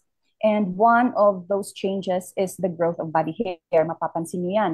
Yung iba meron na. So this includes pubic hair, which appears around the private areas, and axillary hair, which grows naman under your arm. So this happens to everyone, and it's completely normal. At first, yung hair might be thin, manipis lang, or pino, but over time, it becomes thicker and darker. So it's just one of the many signs that your body is maturing. So there's nothing to embarrassed about. And yung iba, they get a full beard early, while others take a little more time, and that's okay. Everyone's timeline is different. There's also something called nocturnal emissions or wet dreams na experience nyo ba yan? So this is just your body's way of adjusting to changes in your reproductive system. So it's normal and nothing to embarrassed about. Now for the girls, you will also experience an increase in your height and weight. Your hips nga, as nabanggit ko kanina, your hips broaden, yung buttocks and thigh areas may thicken. And one of the most noticeable changes is the breast development. So this can start as early as 8 years old or as early as 14 years old. So again, there's no perfect timing. Everyone grows at their own pace. So you also experience menstruation o yung tinatawag na period. So like boys, you might also notice that you'll get more body hair in places like your underarms na and legs, and there will be pubic hair growth. Again, totally normal. Walang dapat ika-bahala. Now, let's talk about naman the changes that happen to everyone sa inyong dalawa, no? Boys and girls. First is yung skin changes. Yan, yung acne, pimples, it happens, no? It happens because of increased oil production. So washing your face regularly and eating healthy can help. And as you go through puberty, yung sweat glands nyo, no? Na-mention na yan sa class nyo, the sweat glands become more active, especially in areas like your underarms and private areas. Ang sweat mismo, it doesn't smell, all right? It is actually odorless. But when it mixes with bacteria on your skin, that's when body odor happens. So that's why good hygiene, like showering regularly, using deodorant, and wearing clean clothes are important. And aside from it helps keep you feeling fresh and confident, it helps keep body odor under control. So it's completely normal. It's all part of growing up, and everyone goes through it. So no need to feel embarrassed. Walang mangbubuli. Okay? So, and let's not forget about the mood swings. Yung nga sabi ko kanina, one moment you're happy and then suddenly inis ka na or sad and you don't even know why. So that's just your hormones nag-a-adjust din siya. It's totally normal and hindi ka nag-iisa. Everyone goes through it again at some point. Sa voices, so in males, the voice deepens significantly, lumalalim. Bakit ulit? Kasi it's due to the growth of the larynx, yung voice box, and lengthening of the vocal cords. So this is why many boys experience yung nagbe-break yung voice and their body nag-a-adjust din. In females, the voice also changes, pero less dramatic siya. The vocal cords do lengthen slightly, making the voice a bit richer and more mature, but it does not drop in pitch as much as in males. So both boys and girls go through voice changes during puberty. It's just more obvious sa mga lalaki. So how can your parents, no, mama, papa, your teacher, and guardian support you, no, our adolescents? So for the adults in the room, sa ating mga parents, no, guardians and teachers, whether you're a parent, teacher, or guardian, the best thing you can do is listen without judgment.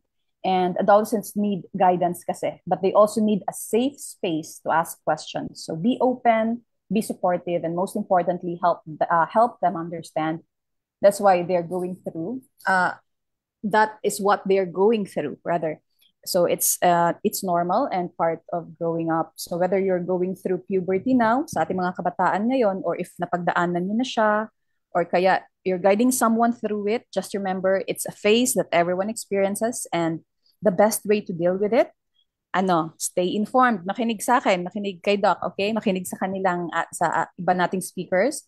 Take care of yourself and don't be afraid to ask questions.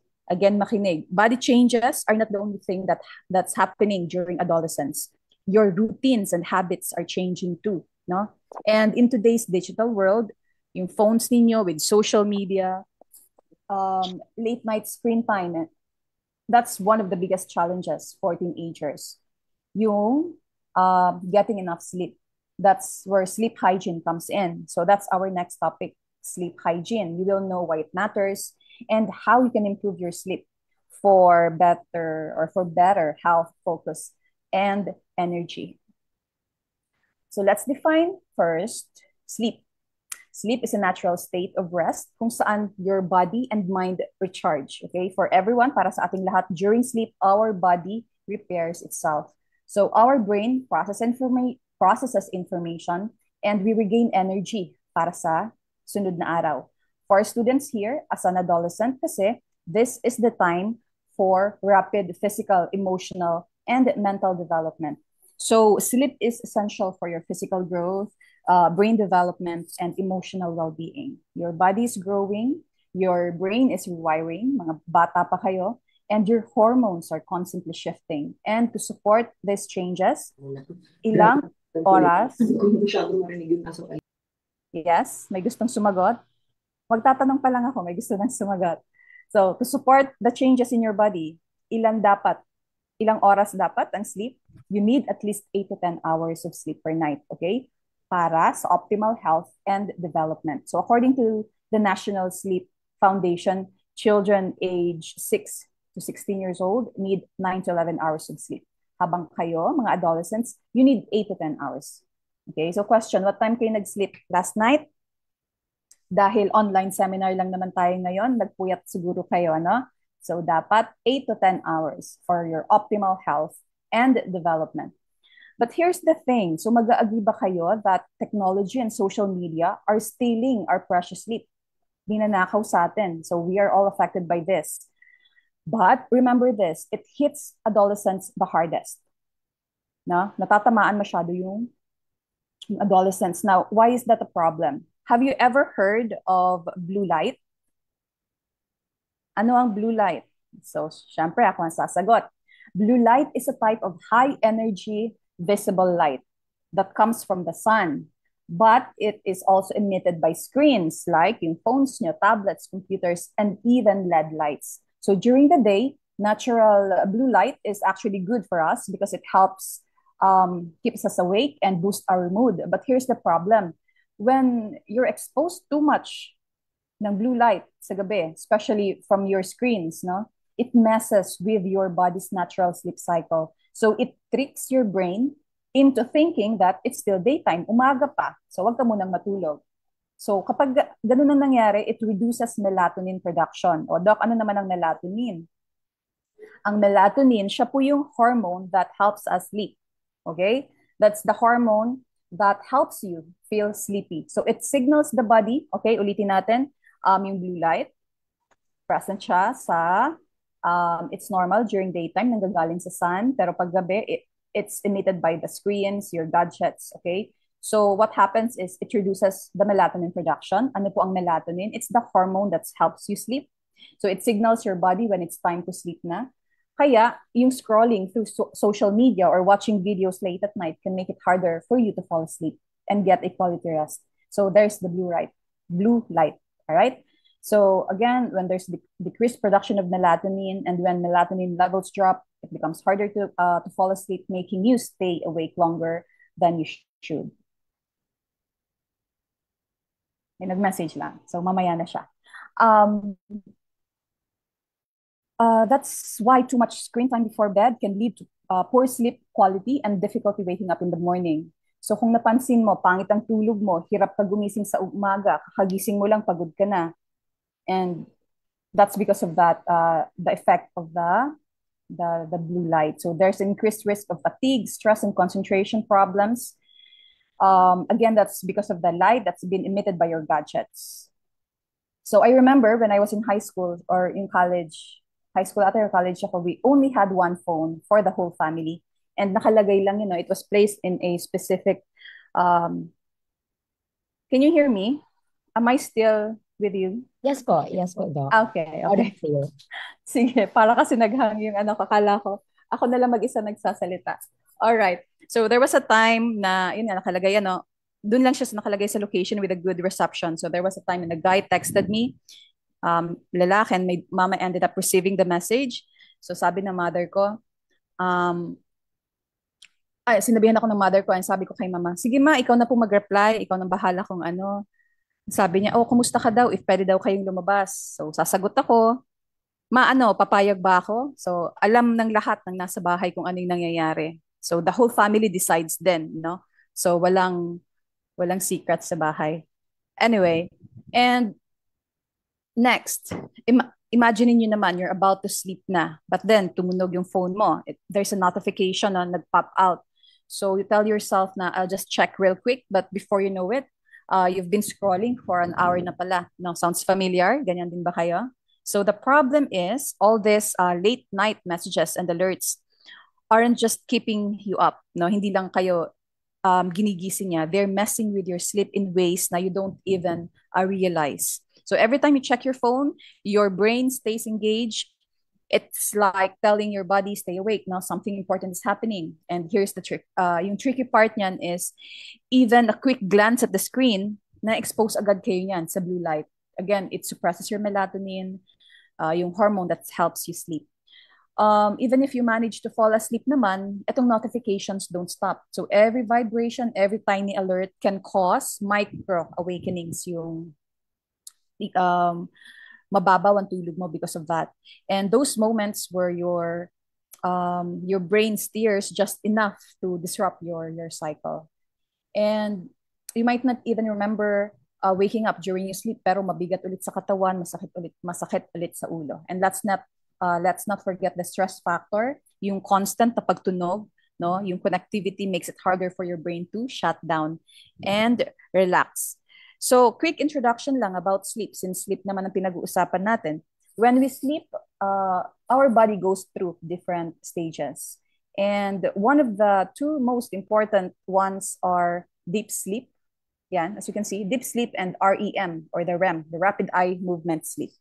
So, you know that, you know that feeling that when you wake up, pagod na pagod ka, kahit kakatulog mo lang, like you haven't slept at all. So yan. That happens when you don't get enough deep sleep. All right? So meron tayong deep, meron tayong REM sleep.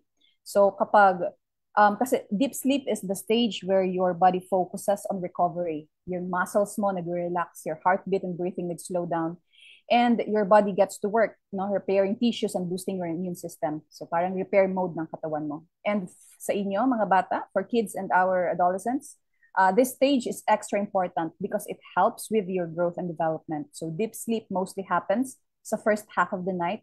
So if you're sleeping too late or constantly waking up, you're missing out in this crucial time. Kasi yan, yung lagi kang pagod kahit bagong gising, baka kulang ka sa deep sleep. Well, for the next naman, REM sleep or REM, well, why does it matter? So ever wondered na bakit ka nananaginip? So that's REM sleep, in rapid eye movement. But again, it's not just about dreams. So this stage is super important for learning naman, okay? Learning, memory, and emotional processing. So think of your brain like a computer. And during REM sleep, it's organizing everything you learned throughout the day. Kung ano yung tinuro ni teacher, no? What your teacher discussed, what you read in your books, even the random facts that you pick up along the way. So your brain is working hard. Sinusort niya yung lahat ng information so that you can remember it better. But what happens if you don't get enough REM sleep? Kung natulog at hindi ka umabot doon sa time na REM sleep, if you stay up late, if you stay up late dahil nag-scroll ka ng social media or playing games, kinakat mo yan. Yung stage na yan, you cut it short. And the next day, ano nangyayari? You can't focus. Ano nga ulit yun? Ano yung sabi ni teacher? Ano yung sabi ni doc? Yung mga nabasa mo, you cannot remember that. And then, you feel spaced out. Ibig sabihin, no matter how hard you try to study, hindi siya nag-stick sa mind mo. Mabilis ka ma-stress because your brain didn't have enough time to process your emotions properly. All right? So if you're wondering why you feel tired, forgetful, or moody after a late night phone session, now you know. All right? So, ayan. So if you stay up late, dahil nag-cellphone ka, it's not just about feeling sleepy the next day. It actually messes with your brain, yung function niya, and yung sleep quality. So what happens when you don't get enough sleep? Ayan, low grades and poor concentration. Very self-explanatory, right? Yung kahit you stare at your notes but nothing makes sense, hindi mo siya naintindihan, that's because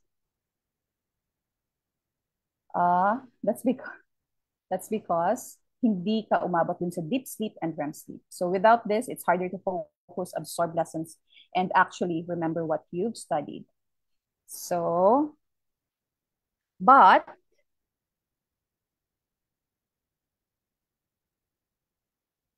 i-discuss natin tong easily irritated and short-tempered.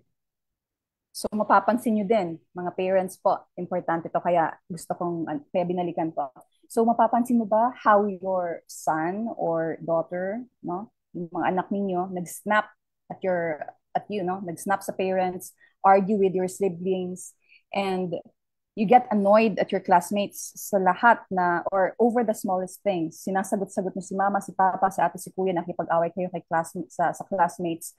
So that's sleep deprivation. Kapag kulang ka sa tulog, it makes you more easily annoyed, impatient, or emotional compared to when you are well rested. So meron ding brain fatigue. Yung pangatlo, brain fatigue and low energy. It's not just your muscles that get tired. Your brain can also experience fatigue too, no?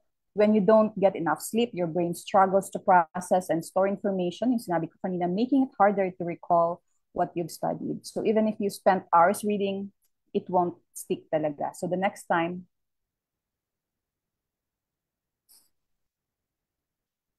sorry for that. So the next time you're tempted to scroll for just 5 minutes, think about ano kaya magiging effect nito sa akin bukas. So always prioritize your sleep, okay? It's your secret weapon for better grades, better focus, and better mood.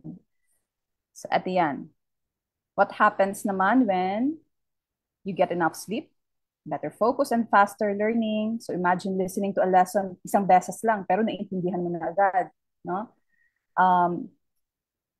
Mapapansin mo din, you're calmer, more patient, and more ready to learn.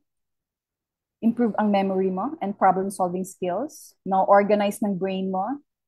It stores, kasi it stores information nga while you sleep. And yung last part is, ang gusto kong sabihin dito is, yung time kasi, hindi na siya babalik, no? So for example, nagkaroon kayo ng lessons ng Monday, that Monday won't come back anymore. Yung yesterday's lesson, it won't be repeated. So if your teacher explained something important and na-miss niyo siya dahil puyat kayo, hindi kayo makafocus, so that moment is gone. So tomorrow will be a new topic. Next week will be another one. So grab every opportunity to learn while you can. Okay? Sayang ang oras. Narinig niyo na yun, di ba? Physically present but mentally absent. So yan. That's what happens when you don't get enough sleep. So you're in class nga, but your brain is not absorbing anything. So another concern is the doom scrolling and social media anxiety. So ever caught yourself for just 5 minutes before bed, then suddenly 2 a.m. na pala. So you're not alone. Social media keeps your brain awake. Aside from the blue light, it feeds you with endless content, no? But here's the real issue. Yung comparison and anxiety. I don't know if it was mentioned a while ago. Hindi ko naabutan yung discussion ni Ma'am Ahara. So your classmate, everyone seems to be a vlogger, no? Vlogger now. Your classmate, kapitbahay, they are suddenly digital creator, sorry. And you see perfect bodies, no? Luxurious lifestyles, friends having fun, and young people achieving success. Then you look at yourself, sitting in your room, pagod, stressed, and feeling not enough.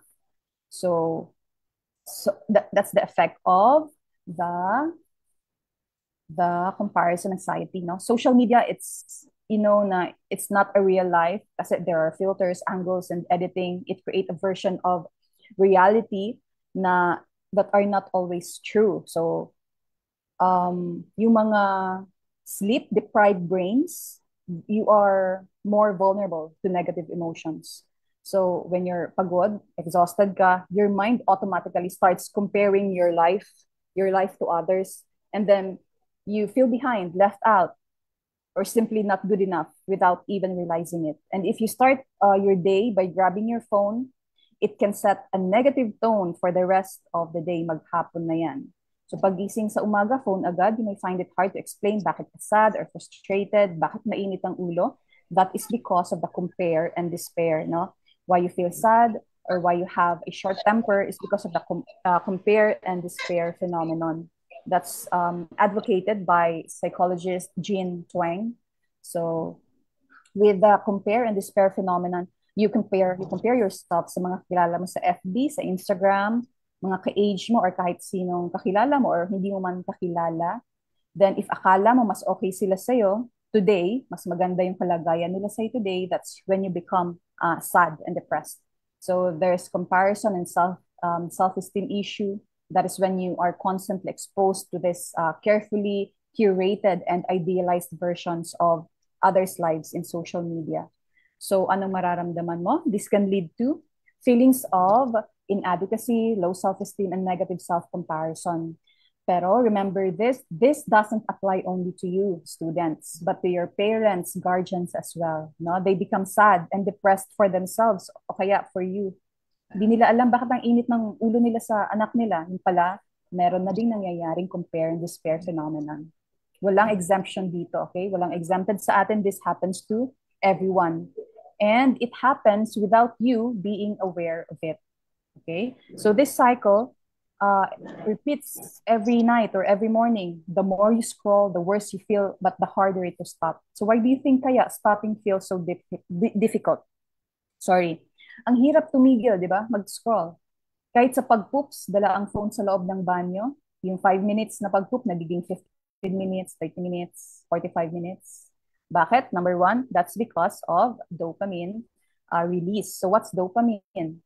Anong dopamine, Doc? It's a neurotransmitter naman in the brain associated with pleasure and reward. So when you do something enjoyable, like getting a like or a heart sa social media, receiving a message, or watching funny video, so yung brain mo, it releases a small amount of dopamine making you feel good. And this feel-good sensation, ini-encourage ka to repeat that action, creating a habit. So over time, your brain craves more of these quick rewards, making it harder to stop scrolling or checking your phone, even when you know na dapat itigil mo na. So it keeps you coming back for more. So second is yung endless content. So the more you scroll, the more the app learns what you like. No, pinapakita sa'yo, post after post, na it grabs your attention kasi meron tayong algorithm. Yung algorithm, it show you contents that keeps you interested. And before you know it, you've lost an hour just checking one more post. Diba? And then, alam niyo, FOMO, yung fear of missing out. That's the fear that you miss something important or exciting. It keeps you glued to your screen. And, sorry, even you know na, you should stop na nga kasi you don't want to miss the latest trends, yung updates or messages. So you keep refreshing your feed just in case something exciting pops up. And then, habit formation. So if scrolling becomes routine, pag scrolling naging routine yun na, your brain start doing it automatically, especially during downtime, making it even harder to break the cycle. So if it's something you do while waiting for the class to start, or habang naghihintay ka ng makatulog, or naghihintay ka ng jeep, ng tricycle, or ng sundo, yung habit formation, it becomes part of your routine. Then it's hard to break the cycle. All right? So, can I share a short story lang? Mabilis lang. So, about kasi sa habit formation. So, may classmate ako sa med school. During med school, nag-Facebook Live siya. So, since yung Facebook Live can be rewatched now after a while, I happened to come across it about 2 or 3 years after it was originally streamed. No, it was originally nailabas sa Facebook. Since we were friends sa Facebook, lumabas siya sa feed ko. And during the live stream, nandyan pa kayo? He moves his phone, pag ganon. He moves his phone around, kina-call out niya yung friends niya. And as he rotated the camera, there I was, no? I was caught on that video. Yung iba kong classmate were also in the frame. Nag-scroll sila ng phones, chatting with each other. Basta ang igay ng video. Habang ako, I was holding a printed out, handout, ganyan. Or notebook ata yun, na I was reading while waiting for our professor to arrive. So, I was surprised. Nagulat ako, na parang natuwa ko sa sarili ko, sa young self ko, na that was my habit na pala, after all, no? No time wasted. If the teacher hadn't arrived yet, I would read the previous topic o kaya babasahin ko yung next topic. So, someone might comment sa inyo, Doc, baka kasi wala kang friends. Kaya ganon. So, meron naman po akong friends, no? The name nga ng aming group chat is Diarrhea Girls and Water Delivery Boy. Ew, bakit? Kasi every time yung class namin nag-end na, especially after major exams, many of our classmates would go out to eat, no, and unwind. But I would always say, hindi mo na ako kasama, sakit ng tiyan ko, natatain na ako, next time na lang. So, oo, after the exam, you need to unwind. Pero kasi tomorrow is a new day, di ba? New chapters. New chapters naman, new topics. So I need to sleep. I need to take care of my body and replenish what was lost. Eat good food. Besides, I thought na it's too early to celebrate. Isang exam lang yon, 2 exam. So, bakit ko gagastusin yung money when I could save it for the rest of the week, no? Eventually, yung group of friends ko na yon, they started using the same excuse. Natatai din ako, no? May nakain ako hindi maganda. And then, yung lalaki, yung one male friend, ang sabi niya, uwi na ako, darating si kuya, magdi-deliver ng tubig sa dorm. So, kaya, diarrhea girls and water delivery boy. So, that's it. It's not, hindi din na iniiwasan namin yung isa't isa kasi magkakatabi nga kami maghapon, we bring food sa class, we give updates to each other. We just knew our priorities. We valued time. So it's about prioritization and discipline. So that's why I want to share it with you, time management and delayed gratification kasi it's too early to celebrate. It's just 1, 2, or 3 exams. Dapat alam mo kung kailan pwede magpahinga at kung kailan dapat bumalik sa task. Set priorities. Fun is good, pero ang health and preparation comes first dapat. So find your tribe. Kahit seryoso ka sa studies, dapat may circle ka na gets ang goals mo at sinusuportahan ka. Self-discipline beats social pressure. So as an adolescent, hindi porket lahat nasa gala, sasama ka. Lalo na ngayon, nasa adolescent stage kayo. Again, fun is good, pero hindi, pero if alam mo, may mas mahalagang bagay kang pwedeng gawin, do it. Okay? Preparation comes first. Hindi porkat lahat nasa gala, sasama ka, lahat gumagastos, gagastos ka din. Isipin nyo yung parents nyo. Do you have parents here? Isipin nyo yung parents nyo, nagtatrabaho, pinagkakasya nila yung money, pambaon para ibigay sa'yo, sa bills, pambili ng bigas, ulam, kuryente. Ayan. So ngayon, ang role nyo lang muna ay mag-aral, sumunod sa magulang, intindihin ang paghihirap ng mga magulang. Okay? Ang ginagawa nyo ngayon ay in preparation sa adulthood. Aral lang, have some fun, but you should have a balance. Malakas dapat ang personality mo, huwag ka matakot mag-isa. Minsan nga, nung nakausap ko yung high school batchmate ko, hindi ko naman siya friend, pero ang sabi niya sa akin, nagulat daw sila sa akin dahil pupunta daw ako sa kantin mag-isa, kakain ako mag-isa, aakit ako sa room mag-isa. Kasi daw pala, sila noon, need nilang may kasama. Sa akin, wala lang yun. Sa former school ko kasi, ganun kami. Gutom kami, kakain kami.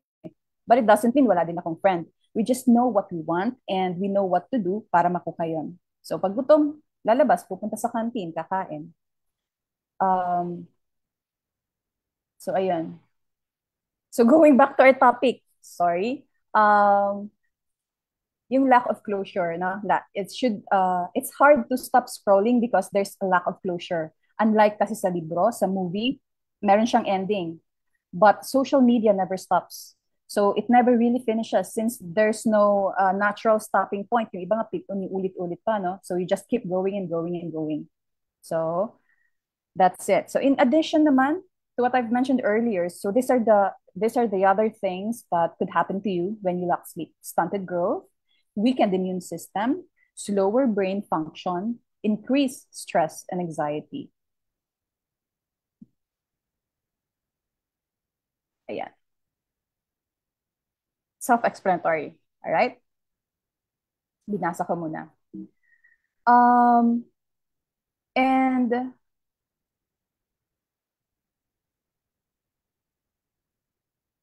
when you don't get enough sleep, here's what happens. So ito yung bumibigat tayo. Higher BMI. So we eat snacks while watching and scrolling. So kapag ganun at ganun na mangyayari, may ipon and it will lead to weight gain over time. Okay? So ito, nakarelate ako minsan dito yung neck and shoulder pain. So this is the text neck syndrome because of hours of looking down sa phone nyo. So imagine, that's a bad posture. And that would lead to discomfort and stiffness. So remember that your body was not designed to hunch over screen all day. And then digital eye strain, yung computer vision syndrome. So recognized by eye health experts na ang prolonged screen exposure, especially to blue light, it can cause dry eyes, headaches, blurred vision, and eye fatigue. And the American Optometric Association acknowledges this as a growing concern na. All right, and reduced daytime functioning, na-explain ko na kanina. So why do you think parents and teens, yung anak nila, nag-argue so much about screen time? So it's not just about the phone. It's about control, priorities, and communication. Yung parents natin, they worry too much that screen time leads to poor grades, missed responsibilities, and most importantly, lack of sleep, which is true, di ba? Yung teens naman natin, adolescents, kabataan, on the other hand, they see their phones as a social lifeline, stress reliever, or even an escape. So, ang resulta, endless arguments, no, over and over, kailan, when to put the phone down, kailan gagawin yung homework, o kaya kailan, anong oras matutulog. So, the next is the real danger. Lack of sleep does not just make you cranky or irritable. It's linked to serious mental health issues. Generation Z, no? Gen Z. So that's you guys.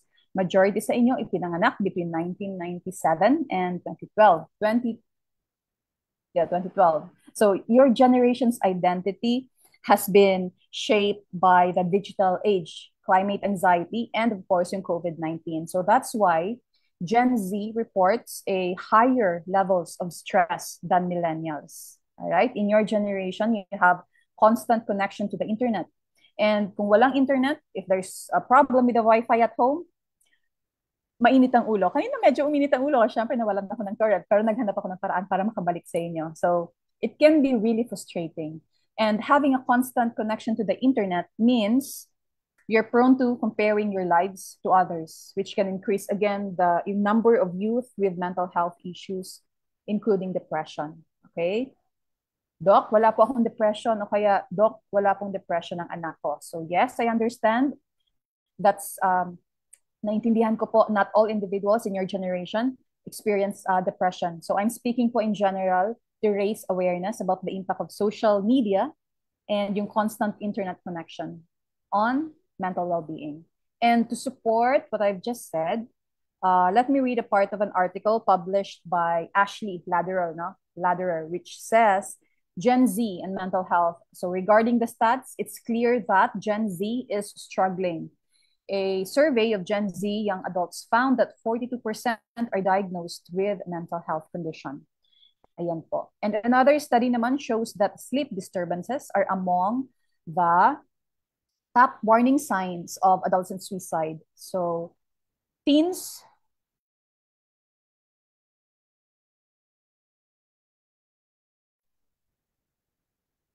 all right, sorry.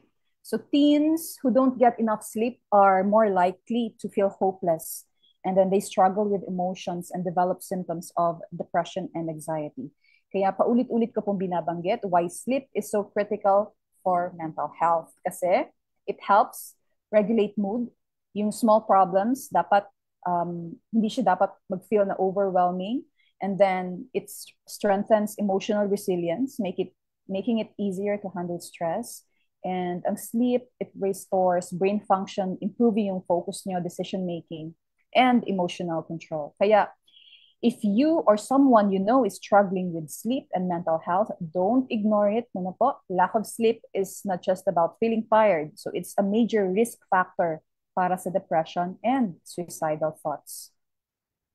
So, how do we stop the cycle and protect both our mental and physical health? Establish a consistent sleep routine. So going to bed, waking up at the same time every day, it regulates your circadian rhythm. So what is circadian rhythm? It refers lang naman to your body's internal biological clock.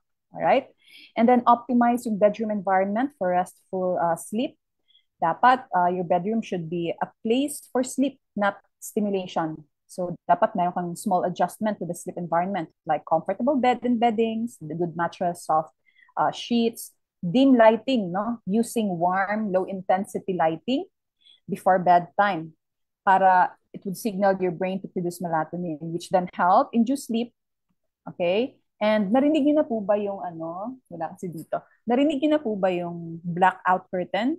So sa mga hirap matulog, I also encourage them to use that. Medyo mas mahal siya compared sa ordinary na cortina, pero effective siya. Okay? Makakatulong talaga siya. It's blackout curtain para walang makapasok na ilaw sa room mo.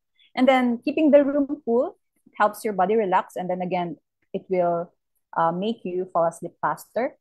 Regulate screen time and digital detox before bed. So if nakinig kayo sa akin kanina, you've learned that exposure to blue light from your smartphones and tablets suppresses melatonin. And then, yun na yung kwento natin. Avoid social media at night. Kasi nga po, remember yung social media is curated, no? people only post their best moments. Hindi nila pinopost yung struggles nila. Again, prioritize sleep over screen time. The better you sleep, the stronger and happier you feel kinabukasan. Okay, imagine niyo makikita ko si crush ko bukas, kailangan ko matulog agad. All right? So, you should avoid caffeine. Yan, mga no, heavy food, blue light, alcohol, ganyan. So, isa-isahin natin. Caffeine, bawal. Bakit? It can delay melatonin production, making you harder to fall asleep.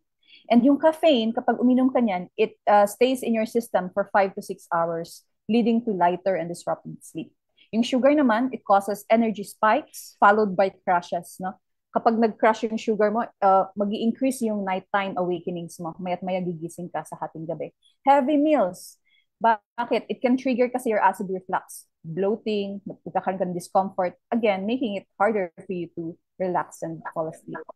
So, ang tanong, pwede po ba akong doc mag-exercise?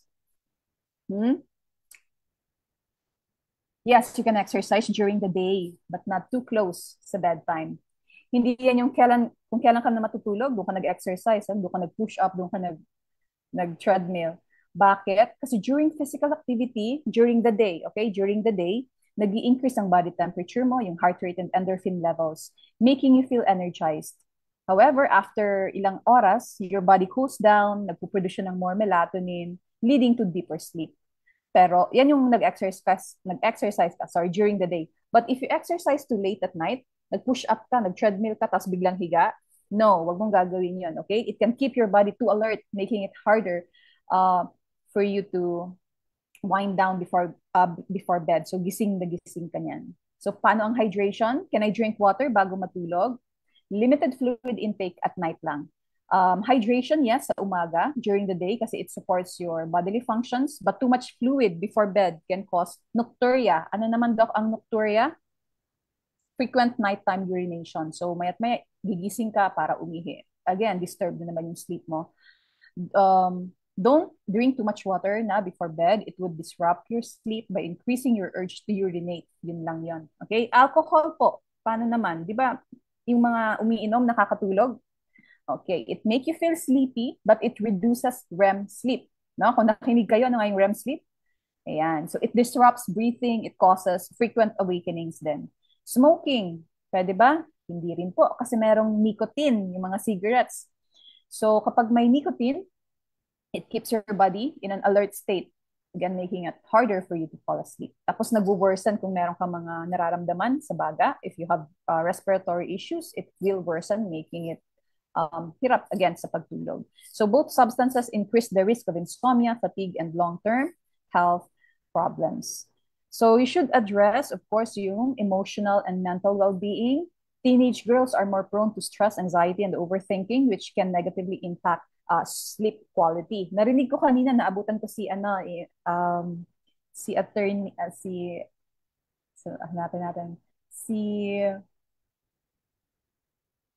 si Dr. Maria Elena Ahoro, no?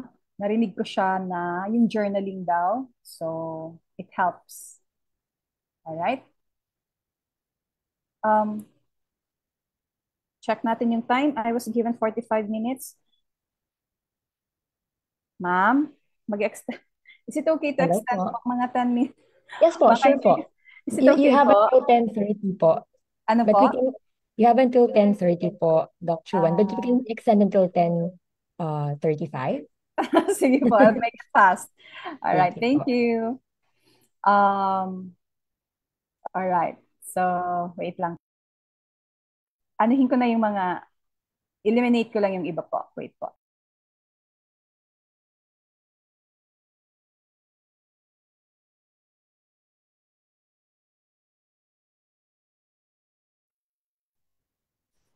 Ayan, so now that can you hear me? I'm back. Now that we've talked about sleep hygiene and its connection to social media, let's move on to another essential factor for adolescent health. So that's the proper nutrition. Ayan, so as I mentioned earlier, adolescence is a period of rapid growth, diba? And development. So your body is changing, your brain is maturing, and your energy needs are increasing. So to keep up with these changes, you need then the right balance of nutrients.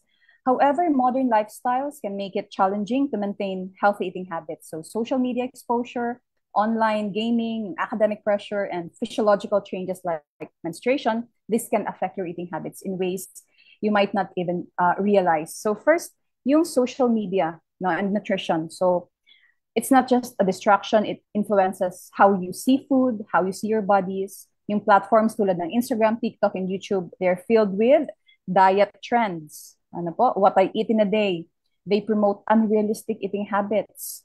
And social media is filled with what? Ayan, edited photos and fitness influencers who make it seem like you need to change your body para mag-fit ka to a certain standard. And there's also food challenges. You know him ba? Yung guy. Siya si Nicocado Avocado. So he's a popular, pero controversial siya na mukbang YouTuber known for his extreme eating challenges and emotional outbursts. So, do you know these people? Yan.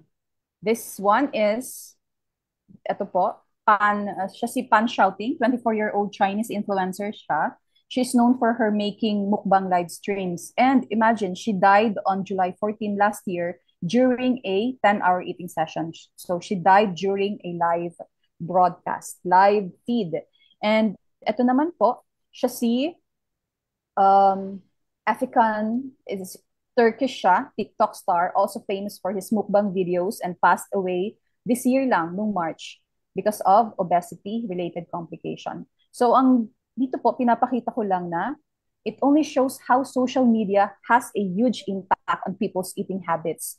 And it often promotes unhealthy trends that can lead to serious health consequences, even death. So, dito naman, sino mahilig mag-games? So, you know that feeling na kapag, nasa match, suddenly magugutom ka. So, you just eat junk food. So, this could lead to fatigue, irritability, and poor focus. Yung mga energy drinks and sodas, they will just give you a quick boost. Nakaka-hype sila, saglit lang, pero nawawala din ang epekto. So you'll end up exhausted, dehydrated, and again, totally out of focus. Ito naman, mabilis lang. Siya si Lana, this one, a 16-year-old girl from Arizona. She suffered cardiac arrest and died while nagbabakasyon siya sa Mexico. What happened? Uminom siya ng maraming energy drink. Okay? Red Bull ata yung kanyang ininom. And this one naman, ayan, pinaghalo-halo niya, Mountain Dew, yung McDonald latte, and then again, energy drink. So, if mayroon tayong mga kabataan dito, iwasan na lang po, na ay mga kabataan na mahilig mag-energy drink, bawasan na lang po natin yan, ha? So, these are real life cases. They are scary reminders that energy drinks are not as harmless as they seem. So, for girls, what is menstruation and how does it affect your nutrition? So, menstruation, ito yung period, yung monthly shedding of the uterine lining sa mga babae. So, how does menstruation affect your nutrition? Your period, it does not just brings you mood swings or cramps, it also affects your nutritional needs. So, nagkakaroon ka ng anemia, all right? Kasi menstruation causes blood loss, which means losing iron, and this iron is an essential nutrient for making red blood cells. So, pag mababa ang iron mo, it can lead to iron deficiency anemia. Ano mangyayari sa'yo? Fatigue, dizziness, weakness. So, that's important na, that's why it's important to eat iron-rich food. Ano yung halimbawa nun? Red meat, leafy greens, mga beans, and yung mga fortified mga food na merong iron. So, i-prepare mo siya with vitamin C para it helps your body absorb the iron better. And merong kayong cravings, sweets, and there's dehydration and bloating. And so you need to, during menstruation kasi, yung magnesium level nag-drop, na pwede siya mag-contribute to mood swings, headaches, and muscle cramps. So when this happens, you need to eat magnesium-rich foods tulad ng nuts, seeds, dark chocolate, and bananas. All right? So yung academic pressure naman, so it can significantly impact how adolescents approach food. Kasi bakit? Mag-skip sila ng meals due to stress and time constraints, no? emotional eating and unhealthy food choices. Magde-develop sila ng disordered eating behaviors and the like. All right? So, mabilis na lang. So, these are the essential nutritional categories. You need the carbohydrates, no? Kasi they are the body's main source of energy, fueling daily activities and brain function. They come from bread, grains, and cereals. Second, yung fruits and vegetables, you know that. They are packed with vitamins, minerals, and fiber that support overall health and immune system. And the third, yung protein and iron-rich foods like meat, chicken, fish, eggs, and nuts. And yung mga dairy products, don't forget that. Milk, cheese, and yogurt, it helps keep your bones strong and healthy. So they are packed with calcium, protein, and other essential nutrients that support your overall growth and well-being. And sa mga fats and oils, they are not that bad. Your body actually needs them for hormone production, sa brain development nyo, and para ma-absorb yung important vitamins. And for fluids, of course, especially in water, no, they are essential for all bodily functions, yung pag-regulate ng temperature nyo, and nutrient transport. So, this one. Next is yung mga prevalent health conditions affecting adolescents today and how to prevent them. First is yung iron deficiency anemia. Super common in teenagers. Basically, when your body doesn't have enough iron, it cannot make enough hemoglobin. No? So ano na lang ang mangyayari sa'yo? Ano yung symptoms? No? Kapag mabilis kang mapagod, mas maputla ka than usual, you look little paler than usual, you get headaches, and then feel madalas kang mahilo. Like, kapag pinatayo ka lang ni teacher, the world spins around you. So, mahihilo ka. So, if you're focused, or kaya athletic ka, so, mag-ingat, no? Na wag ka magkaroon ng anemia. So, next is, so ang prevention yan, na-mention ko na kanina, you need to eat iron-rich diet, vitamin C, and if you're at risk, mag-undergo tayo ng screening.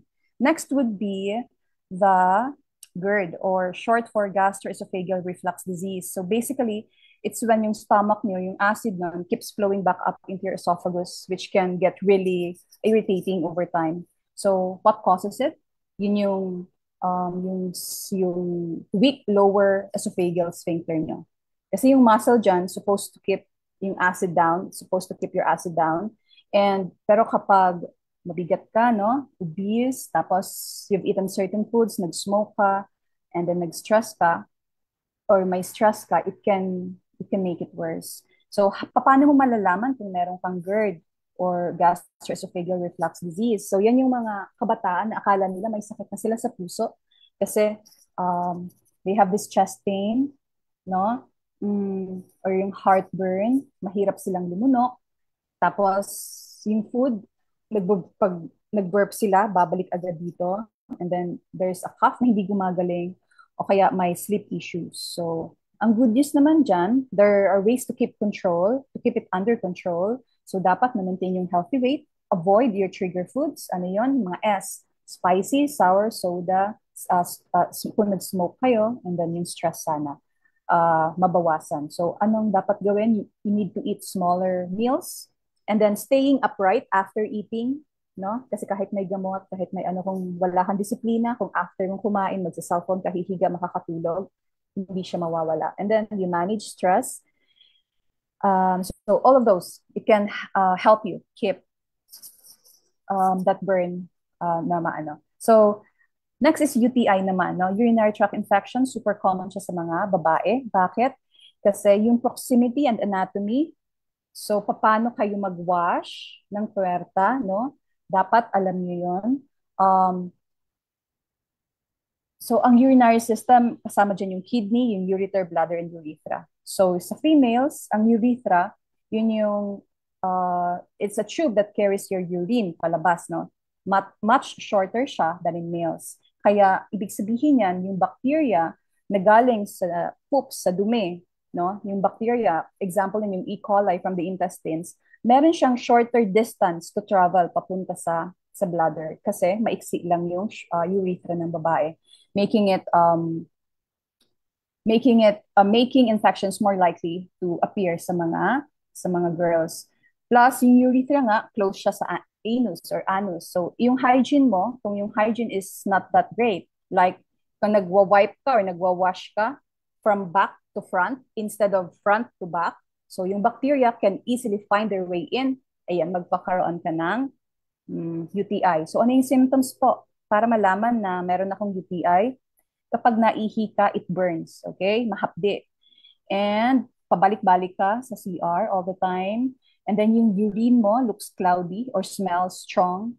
And meron kang masakit. Masakit po yung pelvic area dito. So yun, probably meron kang UTI. Sometimes it can cause fever. It can cause chills, no?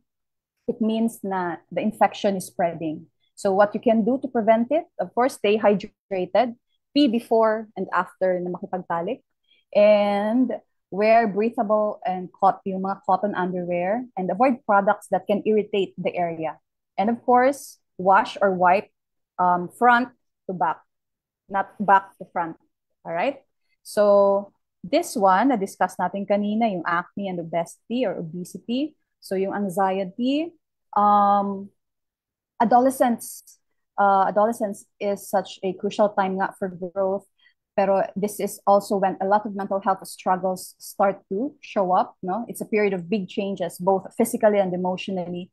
And conditions like yung anxiety and depression, they are actually pretty common, affecting about 20% of teens. And these conditions bring about constant feelings of sadness.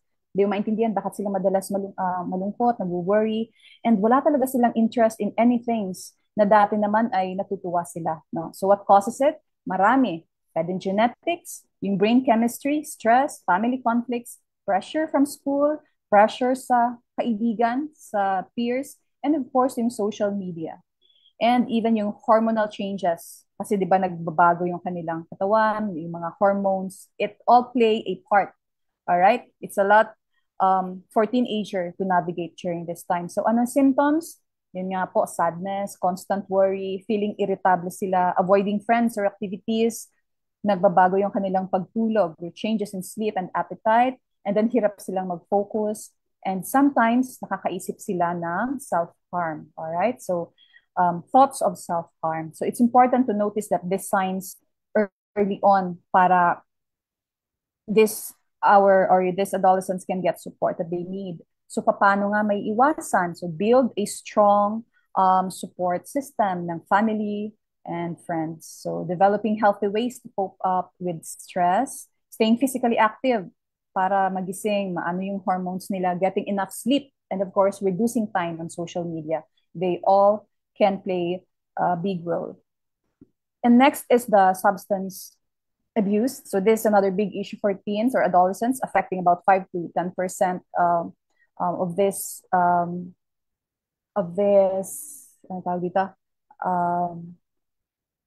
generation. So peer pressure, curiosity. So they want to escape problems, no? So this can make teens turn to alcohol or drugs. Tapos, add to that, meron pang family history o kaya ongoing mental health issues. So it's a very dangerous combination. So the signs to watch for, yung changes in behavior nila, secretive actions, naging tahimik, hindi na nag-share, hindi na bigla nagsasalita, bago ang kanilang kaibigan, no? New friends who might not have a positive influence. Bigla na lang hindi mo nakilala yung mga friends na kasama ng anak mo. And then dropping grades, and yung mood swings that come with using substances. So if you notice these changes, parents, guardians, it's time to step in. All right? Yung preventing substance use is not always easy, but it starts with open communication, talking openly about why it is important to say no, no? Turuan mo sila teach them to refuse. That's a skill then. So keep an eye sa kanilang activities and addressing yung mental health issues. And finally, yung sleep disorders like insomnia and sleep apnea, these are common too. And yung sleep, na-discuss natin yung kanina. So Ayan. So what are you gonna do ba? Adolescence is a time for big changes, not just physically, paulit-ulit tayo, but mentally and emotionally too. That's why taking care of teen or this adolescent needs to go beyond just doctor visits, okay? Yes, ma'am, malapit na po. 2 minutes. Nagpakita na si ma'am. It takes a team effort. So kung nandito tayong lahat, it takes a team effort in family, in school, and the community all play a role. We all play a role in supporting the overall well-being. Now, regular checkups and screenings can catch health issues early, pero yung open communication and a supportive home environment help teens feel safe and heard. So, yung schools have a big part to play, lalo na itong webinar ni Ma'am Haushan and ni Ma'am Monte. So, this webinar, for example, health education and positive policies, it can make a real difference. So I will end this lecture. Ito na, ma'am. I will end this lecture with a quote by an unknown author. No, the health of our adolescents shapes the future of our communities by guiding them toward mindful choices, nourishing their bodies, balancing academics with well-being, and fostering resilience. So we empower them to thrive. Together, as parents, educators, and students, let's build a foundation for a healthier, brighter tomorrow. So this closing quote, ina-emphasize nila yung collective responsibility po nating lahat as parents, as faculty, lalo na kayong mga students, in shaping yung adolescent health. No? It highlights the 3 key messages. So that ends my lecture, that ends my talk. Thank you for listening. And these are the references that I used. Okay. Thank you very much. I hope you learned something today. That's all. Thank you po. All right. Thank you so much, Dr. Chuan. It's really a privilege for us to have you here. Let's give Dr. Chuan a heart react as well. I am pretty sure you have learned a lot from her talk. It was very substantial.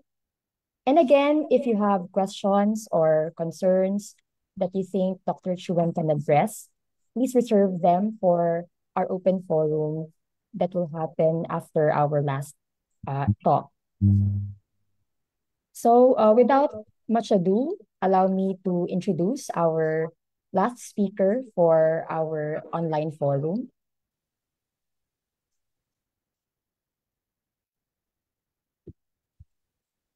She is a private law practitioner, educator, and former journalist. A pioneer graduate of the Bicol University College of Law, she now teaches gender sensitivity and laws on women and children and legal forms in her alma mater.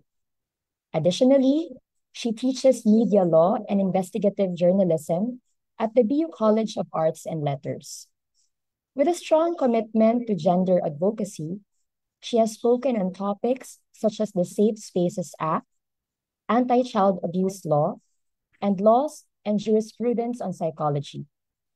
Before transitioning to full-time law practice, she served as board secretary to the BU Board of Regents, the university's highest policymaking body.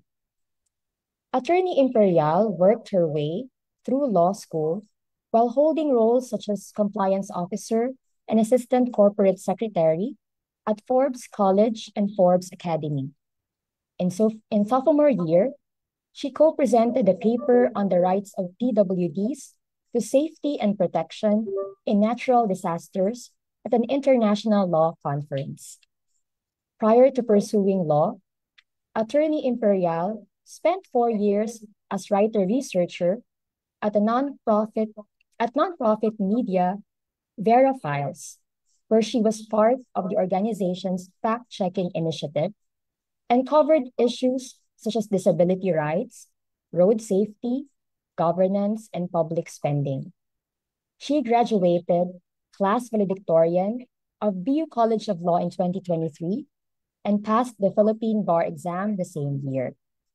She holds a BA in journalism, magna cum laude, from the University of the Philippines, Diliman in 2016. Dear participants, let us warmly welcome Attorney Maria Fiona Imperial. Thank you, Ma'am Sienna. Good morning. Good morning, everyone, to our participants who I understand are composed of high school students. Am I right? Their parents. Yes po. And pre-service And teachers also pre-service covered. teachers opo. And everyone who are joining us online. Okay. So happy Women's Month, ma'am, and to everyone. Okay, so let me share my screen. Wait lang po.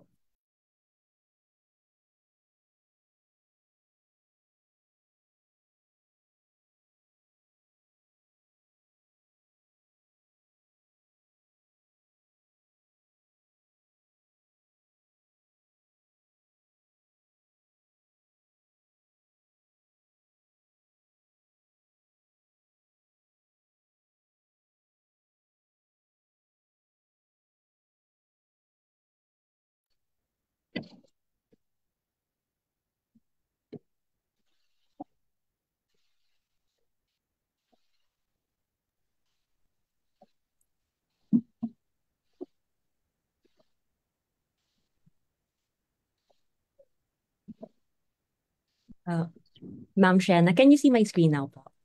Yes po, attorney. Okay. Is it in full screen? I could still see the Canva Okay. notif or the menu bar. Okay na po yan. Yes, okay. Okay, sige po. Okay. I'm just fixing it. Okay. So, we've heard about the health tips, no, and the importance of mental well-being in shaping young girls and children's lives. Okay. But beyond physical and psychological care, legal safeguards are crucial also in ensuring their safety and dignity. So we have laws that protect young girls and children from abuse, that guarantee access to education and healthcare, and provide mechanisms for justice in cases of discrimination and violence. So let's now explore these legal protections together and how they uphold the rights and well-being of young girls and children. Okay. So, okay. Before we formally start, let's have a bit of an exercise. So gusto ko po tayo ay mag-imagine para tayo ay sumakses ng step by step by step. But kidding aside, no, imagine this. You're walking home from school and someone whistles at you, say a man, whistles at you from across the street and calls out something inappropriate. Tinawag ka, sabi sa'yo, "Hi, sexy! Pahingi naman ang number mo." So you feel uncomfortable, no? But you just keep walking. No one around you reacts. And you wonder, was that normal? Should I have said something? Who would even listen? Or maybe, no, you're in class and the teacher makes an uncomfortable joke about a girl's body. Kunwari, sinabi nung teacher, no, na mukhang masarap yung handa nyo nung Noche Buena, parang ang dami mo namang kinain, busog na busog ka. No? It's directed against your classmate's body. Everyone laughs, but you can see that your classmate feels awkward. Should she just ignore it? Is there anything she can do? No? So now, think about your own experiences.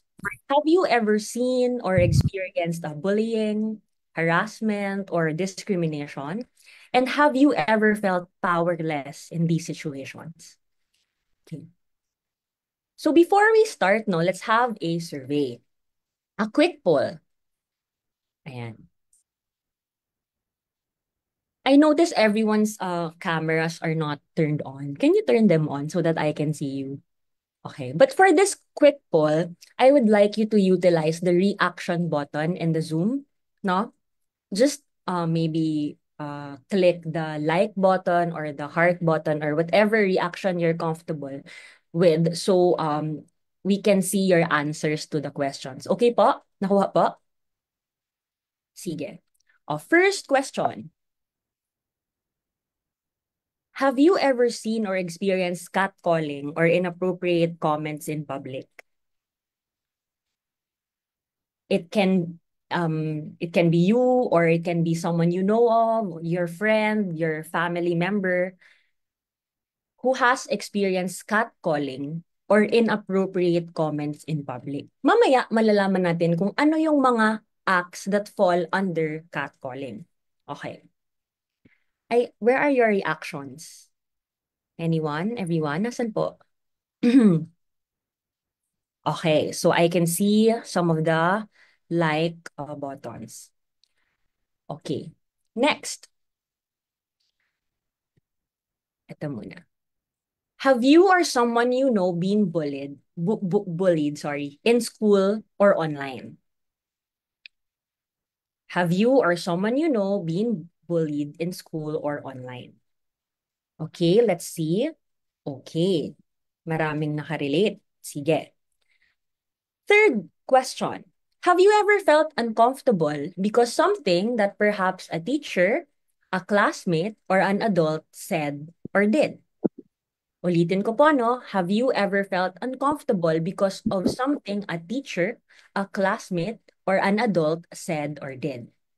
Okay. I can see your responses. Let's go to the next. Do you know someone who stayed silent about being mistreated because they thought no one would help? Do you know someone who stayed silent about being mistreated because they thought no one would help? Okay. And the last question is, did you know that there are actual laws protecting young people like you from these situations? Okay. Sige.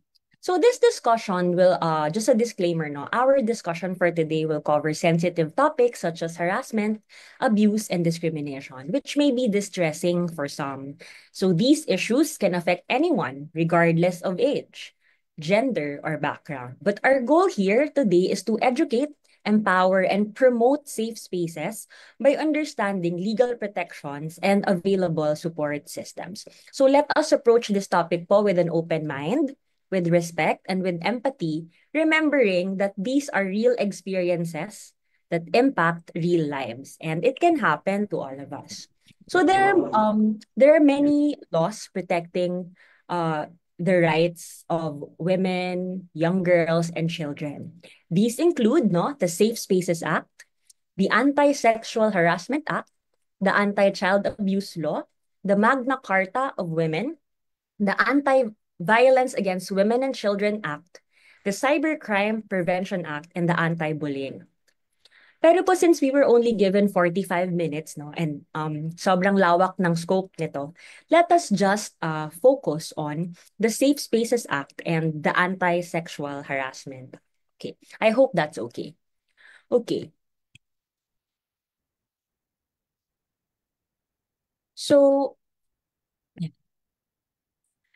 the Safe Spaces Act, or the Bawal Bastos Law, is a relatively new law. It was signed into law in August 3, 2019. So that was just a few years back, no? But did you ever wonder, so nung 2019 lang ba tayo nagkaroon ng Sexual Harassment Act sa Pilipinas? Ganun lang ka-recent? Paano na yung mga actions before 2019? Were they not covered by any sexual harassment laws? So, okay. The Safe Spaces Act is not the first law that protects people from sexual harassment. We already had an Anti-Sexual Harassment Act, Republic Act number 7877, since February 14, Valentine's Day, noong 1995. Okay. So, you would think, why was there a need for another sexual harassment law? Kung meron naman tayo na palang sexual harassment law before, bakit kailangan dagdagan nung 2019? Okay.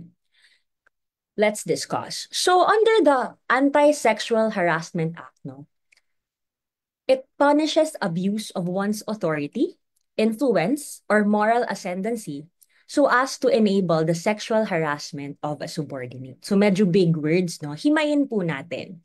Ano ba yung abuse of authority at moral ascendancy? So these occur when a person misuses their power, their influence, their position to take advantage of someone in a lower or more vulnerable position. So as you can see in the cartoon there, no, there seems to be a man who touches, no, let's assume that that person is the office's secretary, no? So if we assume that the boss here, that the man here is her boss, then of course the boss exercises moral ascendancy over the secretary. So in cases of sexual harassment and abuse, the victim may feel pressured, coerced, or unable to refuse due to the power dynamics involved. Would you agree with me that you look up, for example, to your teachers? Or of course, you cannot just easily, um, you cannot just easily argue with your boss because she or he holds up a higher position over you. So to explain further, no, the sexual harassment that is punished by the RA number 7877 happens when a person in a position of formal power, such as a boss, a teacher, a government official, or a supervisor, uses their authority to manipulate, to threaten, or exploit someone under them. So sabi natin kanina, yung moral ascendancy po, it refers to someone's influence, no? And dominance over another person. So saan ba natin to nakikita? You can see in your screen, superior-subordinate relationship.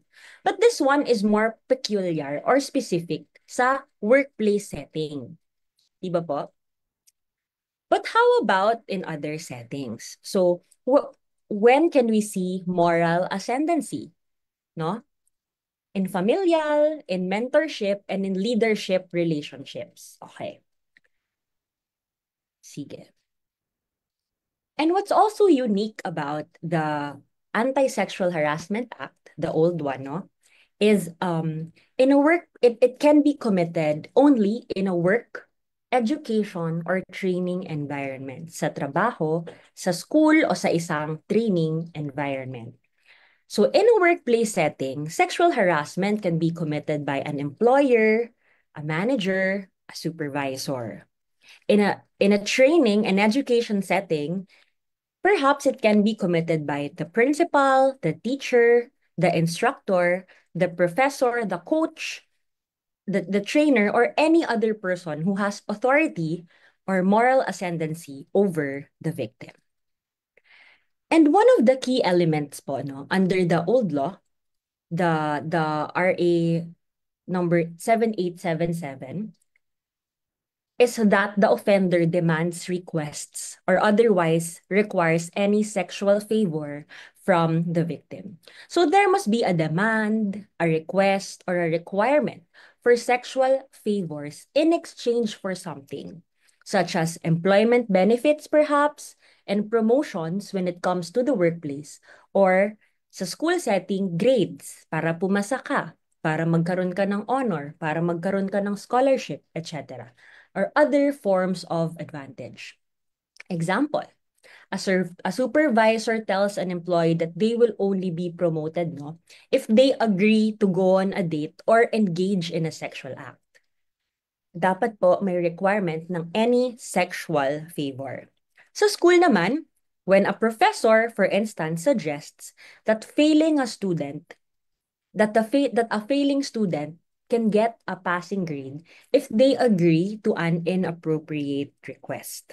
Okay. Sige po.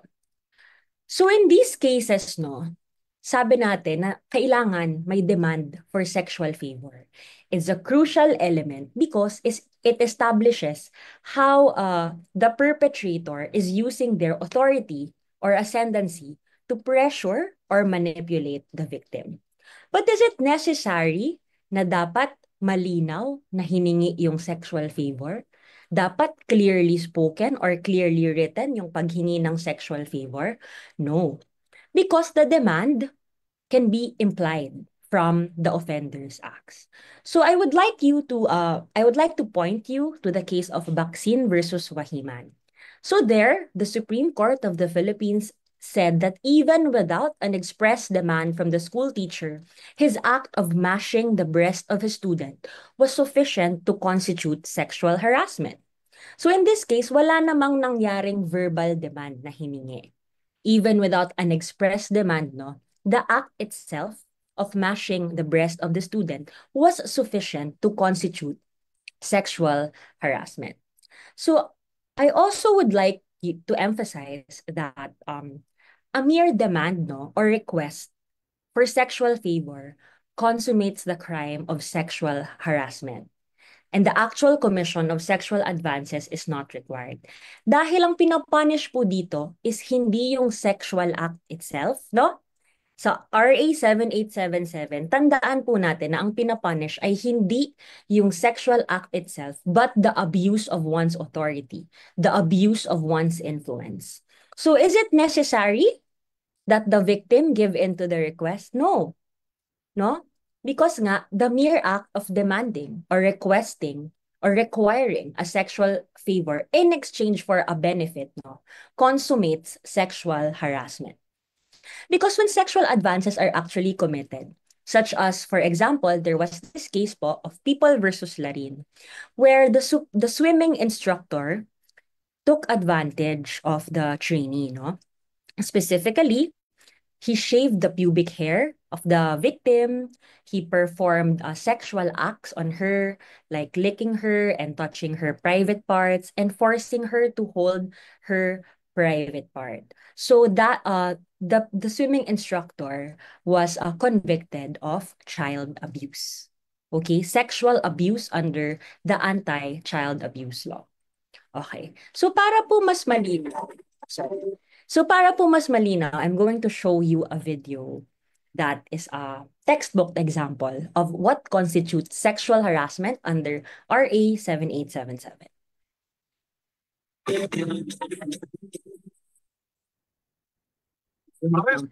Ma'am Shena, naririnig po ba yung video? Ay, yung audio ng video?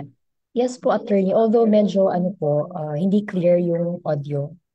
Sige. Pero i-play ko na lang din po. Yes Sige. po. Yes. Okay. Arestado ng NBI ang isang college professor na nireklamo ng kanyang estudyante ng sexual harassment ng papatrol via ng process. Natroma po talaga ako sa ginawa niyo.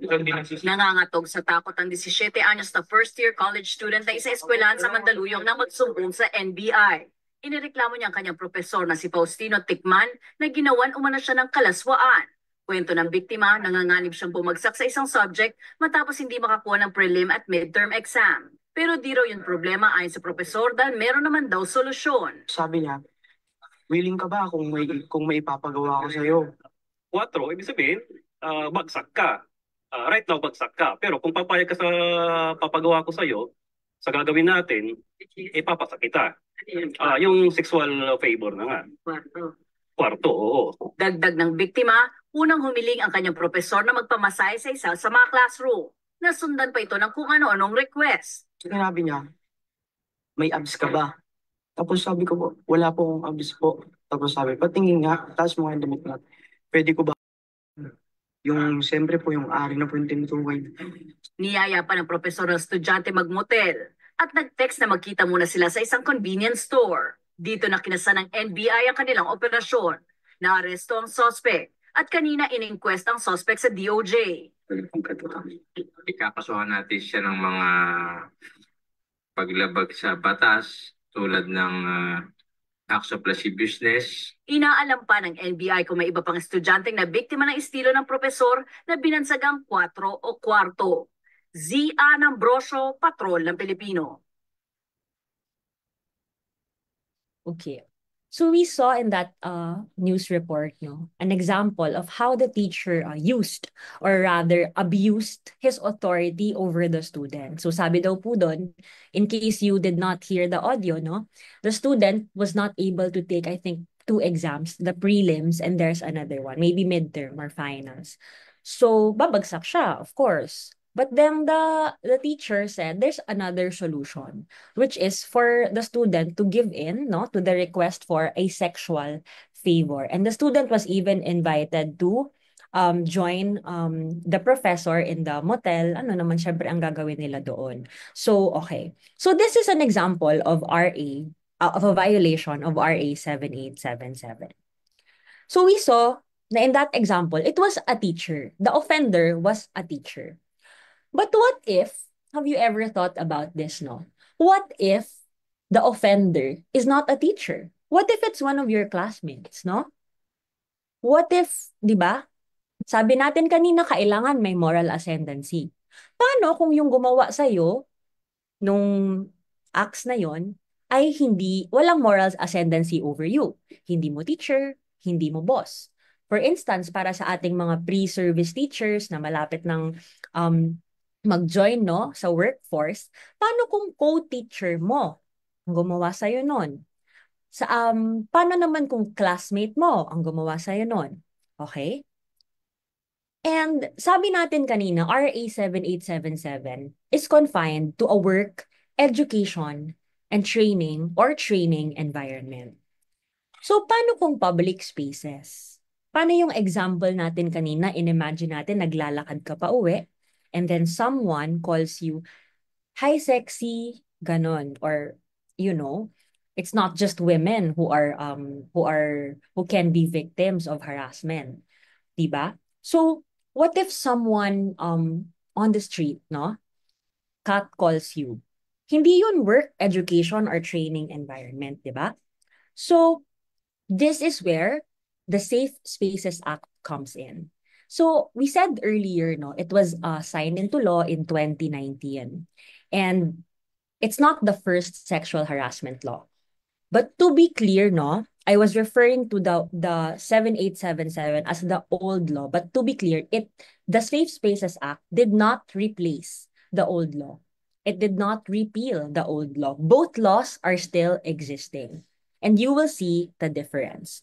So the Safe Spaces Act, also known as the Bawal Bastos Law, was enacted in 2019 to protect individuals, regardless of gender, from gender-based sexual harassment in public spaces, in workplaces, in schools, and in online platforms. So, ina-emphasize natin, di ba, it did not replace the 7877. But unlike the 7877, or to be conveniently, 7877 kasi is a mouthful, let me just call it the old law.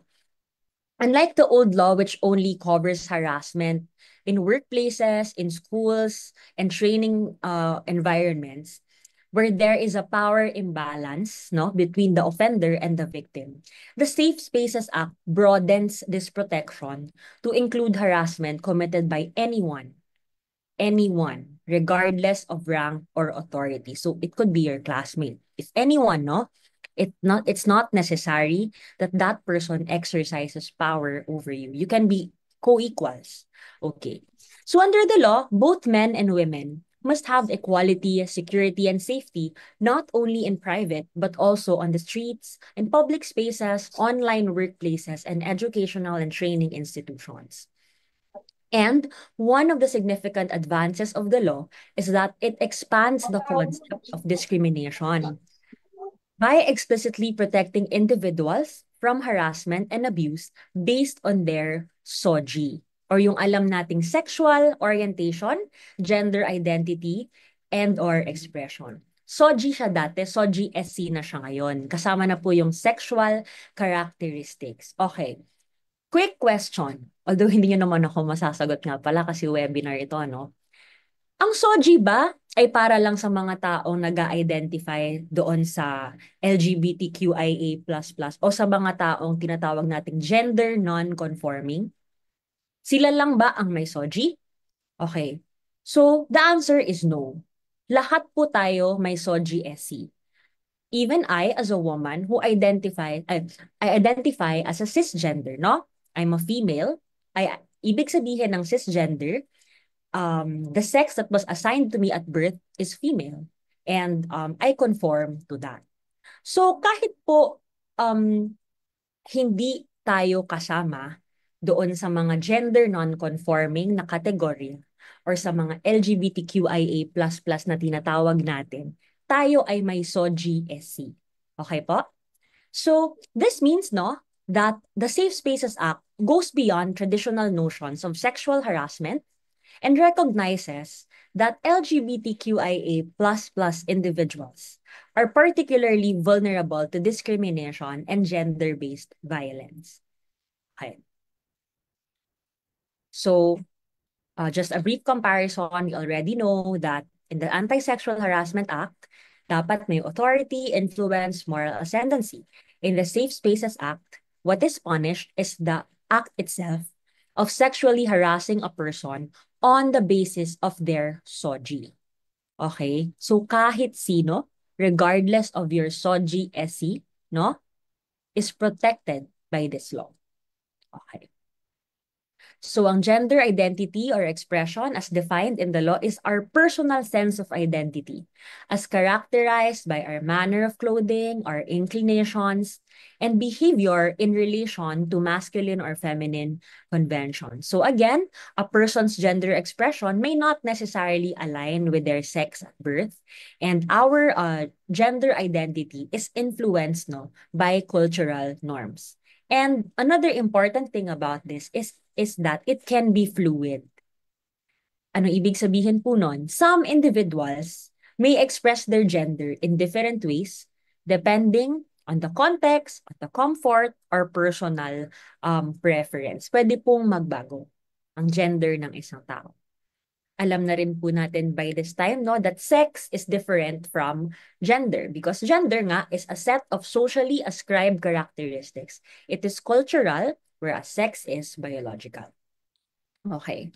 So what is gender-based sexual harassment under the Safe Spaces Act? Napakalawak po ng gender-based sexual harassment. Kung dati limited tayo sa work, training and training environment and schools, no?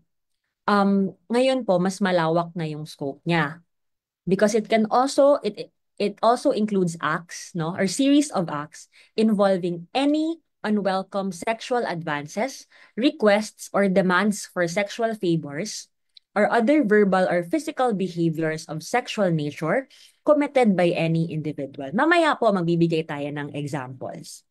But for now, I would like you to know that there are different spaces in which gender-based sexual harassment can be committed. And if committed in these places, these acts are criminalized. First and foremost, no, in streets and public spaces. Kagaya ng example natin kanina. May mga nagtaas ng kamay, no, na nakapag-experience sila ng catcalling. Okay. Also online, no, it's not limited in physical spaces, no. Gender-based sexual harassment can be committed online. And similar to 7877, it can be committed in the workplace and educational and training institutions. Kaya hindi po ibig sabihin na kapag sa workplace, kapag sa educational training and institution, 7877 na agad. Depende po. Depende sa act committed at depende rin sa kung sino ang nag-commit sa'yo nun. Okay? Dahil kung wala namang moral ascendancy sa'yo yung person, di sa safe spaces siya papasok. Imagine, no, before the Safe Spaces Act, these acts were not punished. No? Wala pang Safe Spaces Act, wala pang bawal bastos law. So, when someone catcalls you, ano pong i-file ko? I think, no, baka unjust vexation under the revised penal code, which punishes someone's act of vexing, humiliating, and annoying someone. But later we will learn na dito mas stringent yung penalties. Okay. Punta muna tayo sa first kind po. GBSH, when I say GBSH, that's gender-based sexual harassment in streets and public spaces. Dito, di ba, nakikita nyo sa example, nakalagay, smile for me, babe, sabi. Okay. So how is it committed? This is committed through any unwanted and uninvited sexual actions or remarks against any person regardless of the motive for committing such action or remarks. Ulitin ko po, no?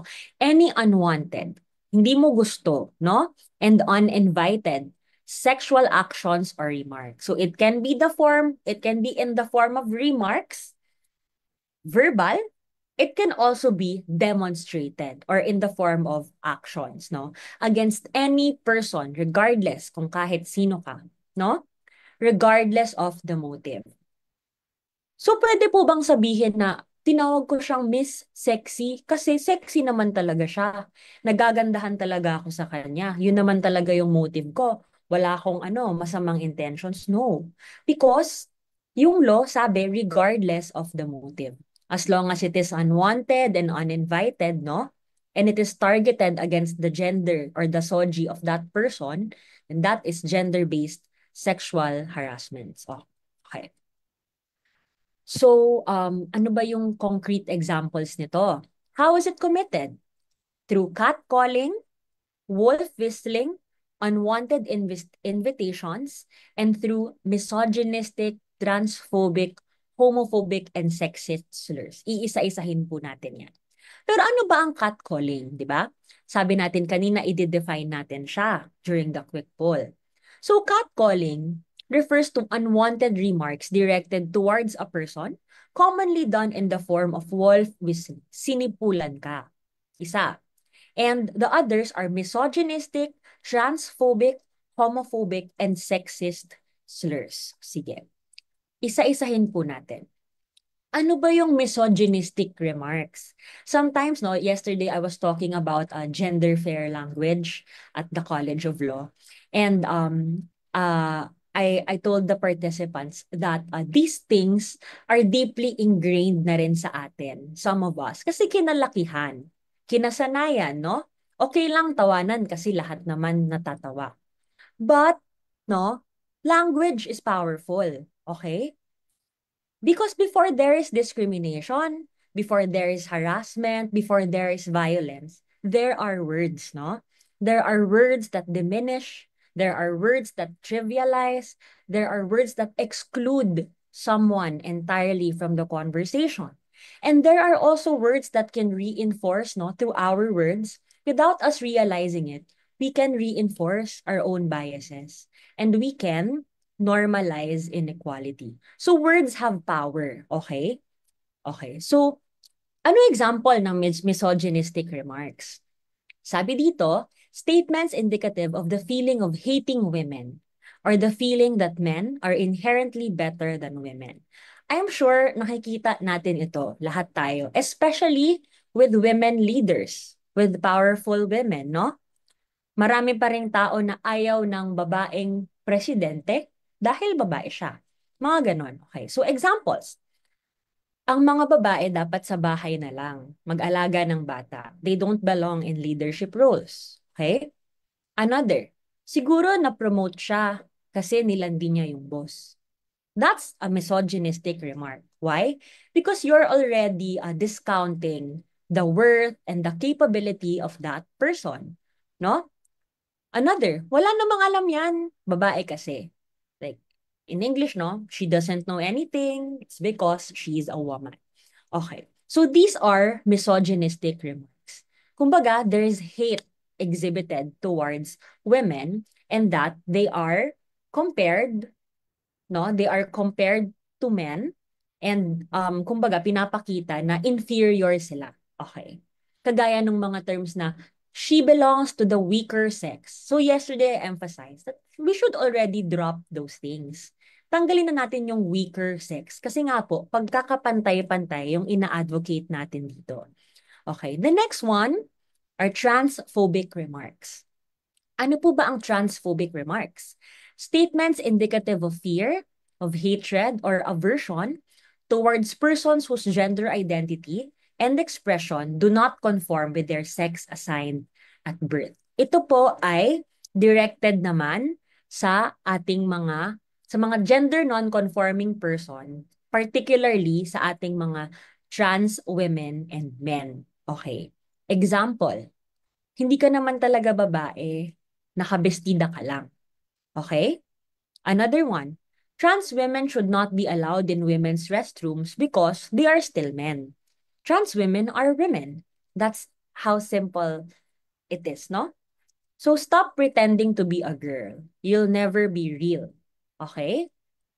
Isa po tong, these are examples of transphobic remarks. But sometimes, no, there are transphobic remarks that are not just direct, no? Sometimes they can come in the form of backhanded compliments. Kunwari, say for example, you have a friend, no, who has already parang um that person already identifies herself as a trans woman. Okay? So yung features niya po, kung ano yung feminine features, ganun na ang features, 'di ba? May mga kilala tayong mga trans women. So sometimes we're not aware, no, that the compliments we give them are already backhanded compliments. May laman, karagado. For instance, huy, grabe, mas maganda ka na sa akin. Ganon. Dati ganito ka lang, mas maganda ka na sa akin. Mas babae ka na kesa sa akin. Akala mo, that's just an innocuous comment. That's just a harmless comment. Parang ang intention mo is just puriin na talagang maganda siya, no? Maganda yung kanyang pag-transition, etc., etc. But be careful because those are already transphobic remarks. Kasi it shows aversion on our part.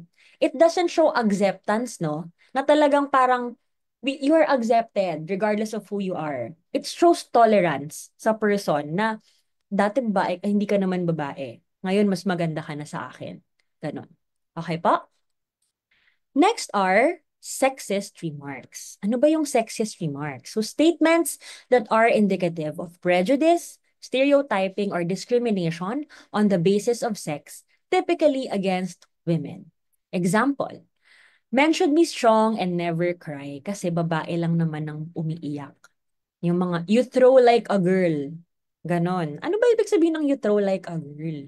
Diba? Girls should not take engineering or law. Those are for men. Kahapon I also emphasized, no, that why is there a female engineer? No, a female engineer. Why is that worth mentioning? As well as a female doctor and a lady lawyer. Sinasabi ba nating gentleman lawyer? Sinasabi ba nating gentleman engineer? Why is a lady doctor, a female doctor worth mentioning when a male doctor is just a doctor? Right? No? Bakit tating sinasabing working mom? Pero meron ba tayong working dad? Di ba hindi natin nakasanayan yung working dad? Because men are simply expected to have careers of their own. Right? Okay. Ito pa, career woman. Di ba? Career woman nga siya, kaya di pa siya nag-aasawa. Ganon, kasi gusto niya yung career niya. Pero narinig niyo ba yung career man? No? When you say career woman, that's derogatory. Why? Because it treats women who have ambitions as if that is an anomaly, no? Parang samantalang yung career man, hindi siya normalized sa atin because lalaki ka, expected kang mag-provide para sa pamilya mo. Okay, so that is sexist. That is very sexist. Okay. So boys will be boys, normal lang yan kung manyak sila. 'Di ba? Most of the time, excuse yung mga ganong behaviors ng mga lalaki. Okay lang pag lalaki yung nag-cheat, maraming girlfriend kasi ganun talaga. Ganun talaga sila. Okay. So these are things that we've already, normalized, whether consciously or not. Kasi nga, nakasanayan na natin. But as I said, words have power, no? And fairness starts with words. Okay. Last, homophobic remarks. Ito naman po ay directed towards persons who are perceived, no, or actually identify as LGBTQIA++, lesbian, gay, bisexual, queer, pansexual, and such other persons of diverse sexual orientation, gender identity or expression, or towards any person perceived to or actually have the same-sex attraction. Examples.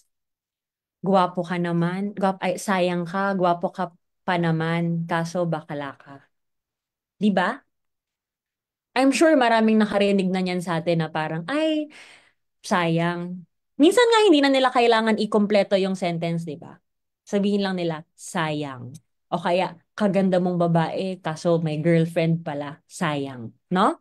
Or example, lesbians are just confused women who have not met the right man.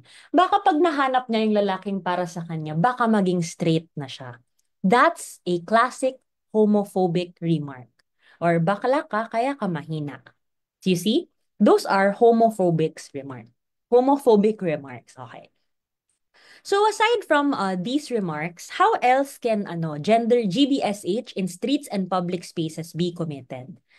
Okay. So persistent and uninvited comments or gestures on a person's appearance. Diba? For instance, sinasabihan mo yung kaklase mo na parang, ang baduy mo manamit, ang taba mo na. Meron ako dating classmate noon. Salubong siya ng dati naming classmate. Tapos after many years. Tapos ang sabi sa kanya, ang unang bungad sa kanya, Hoy, ang taba mo na. Ganon. So sabi ng classmate ko, hindi mo man lang ako kinumusta. So gets? So these are uninvited comments or gestures on a person's appearance. Ano pa? Relentless requests for personal details. Okay? Pahingi ng number, saan ka nakatira, saan ka nagtatrabaho, kailan ba ang break time mo para puntahan kita. Okay? Statement of sexual comments or suggestions. And ito, public masturbation or flashing of private parts, groping, or making any offensive gestures at someone or any similar lewd actions. Mamaya, may example tayo niyan. Okay. Paano pa po? Any advances, whether verbal or physical, that is unwanted and has threatened one's sense of personal space and physical safety. Okay? And committed in public spaces such as alleys, roads, sidewalks, and parks. Okay. Particular example, cursing, leering, intrusive gazing, taunting. Ano ba ma'am yung leering? When you look someone in a sexually suggestive, creepy, or inappropriate manner, making them feel unsafe or uncomfortable, that's leering. For instance, you look at someone, no? Tapos makikita mo yung mukha niya.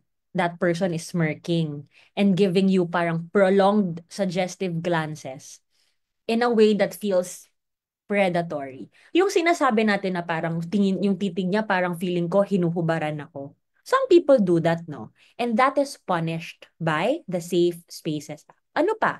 Intrusive gazing. Okay.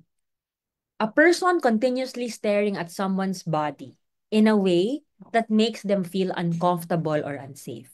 And yung taunting naman, it's when you mock a person, no? When you mock them, you tease them, you provoke someone in a hurtful or demeaning manner, often to embarrass or belittle them. Okay. So, yung kunwari, isang estudyante repeatedly calling a classmate derogatory names because of their appearance and identity. Okay. Let's go to stalking. Ano ba yung stalking? Ito ba ma'am yung ma'am meron akong crush? So sinustalk ko siya sa social media. Yun ba yung stalking na pinapunish ng law? Of course not, no? Stalking an online profile which is publicly accessible in itself does not constitute this offense. So what constitutes this offense, no? Stalking refers to a conduct directed at a person involving the following: repeated visual or physical proximity. Lagi mong sinusundan, no? Lagi kang malapit lang sa kanya. And assuming that that person doesn't want that, no? Non-consensual communication. Sige mo ang text, sige mo ang contact, di man talaga sa'yo mo nagre-reply kasi nga ayaw niya. Non-consensual, di ba? Or a combination thereof. That cause kasi combination will likely cause a person to fear for one's own safety or the safety of others. Kasi minsan talaga nakakatakot. Sige sa yung text, alam kong nasan ka, nakikita kita ngayon, nandito ka sa Starbucks, umiinom ng pure matcha latte with 2 pumps of ice, of white chocolate mocha. Alam kong nasan ka, di ba? Of course, that will likely cause that person to fear for their own safety, no? Or to suffer emotional distress. And kapag po siya committed through the use of an electronic medium, it's called cyber stalking, no? Pag online, sa Messenger, sa Telegram, sa Viber, pero sige. To constitute an offense, the conduct must be manifested through the repeated use of electronic communications in stalking. Okay po. Sige. So ano ba yung public spaces? 'Di ba? Sabi natin dati sa 7877, work, training or education environment. Ito po, these are committed in buildings, in schools, in churches, in restaurants, in malls, in public washrooms, in bars, in internet shops, public markets, in transportation terminals or public utility vehicles. So kapag kayo po ginawa ng mga acts kanina in these places, no, then that constitutes GBSH in streets and public spaces. Okay. So nakita niyo po ba tong post na to? Are you aware of this? Yung sa Sawangan na incident? Yung sa okay. Sige. So I thank my student in gender law class who brought who shared this example yesterday, no? So hiniram ko siya. Okay. Basahin ko na lang. Basahin po natin. Posting for awareness. Earlier tonight, mga around 6 p.m., sabi ko, punta muna ako ng Sawangan para mag-refresh and kumain sana. Sawangan Park po, dyan sa may Legazpi Boulevard. Since di ako sanay mag-commute dito sa Legazpi, like sumakay ng mga jeep, I decided na mag-tricy na lang. Tapos dito pa lang sa loob ng Our Lady's Village, sa Bitano, may dumaan na tricy which hindi taga dito sa loob. So sumakay ako papunta ng Sawangan.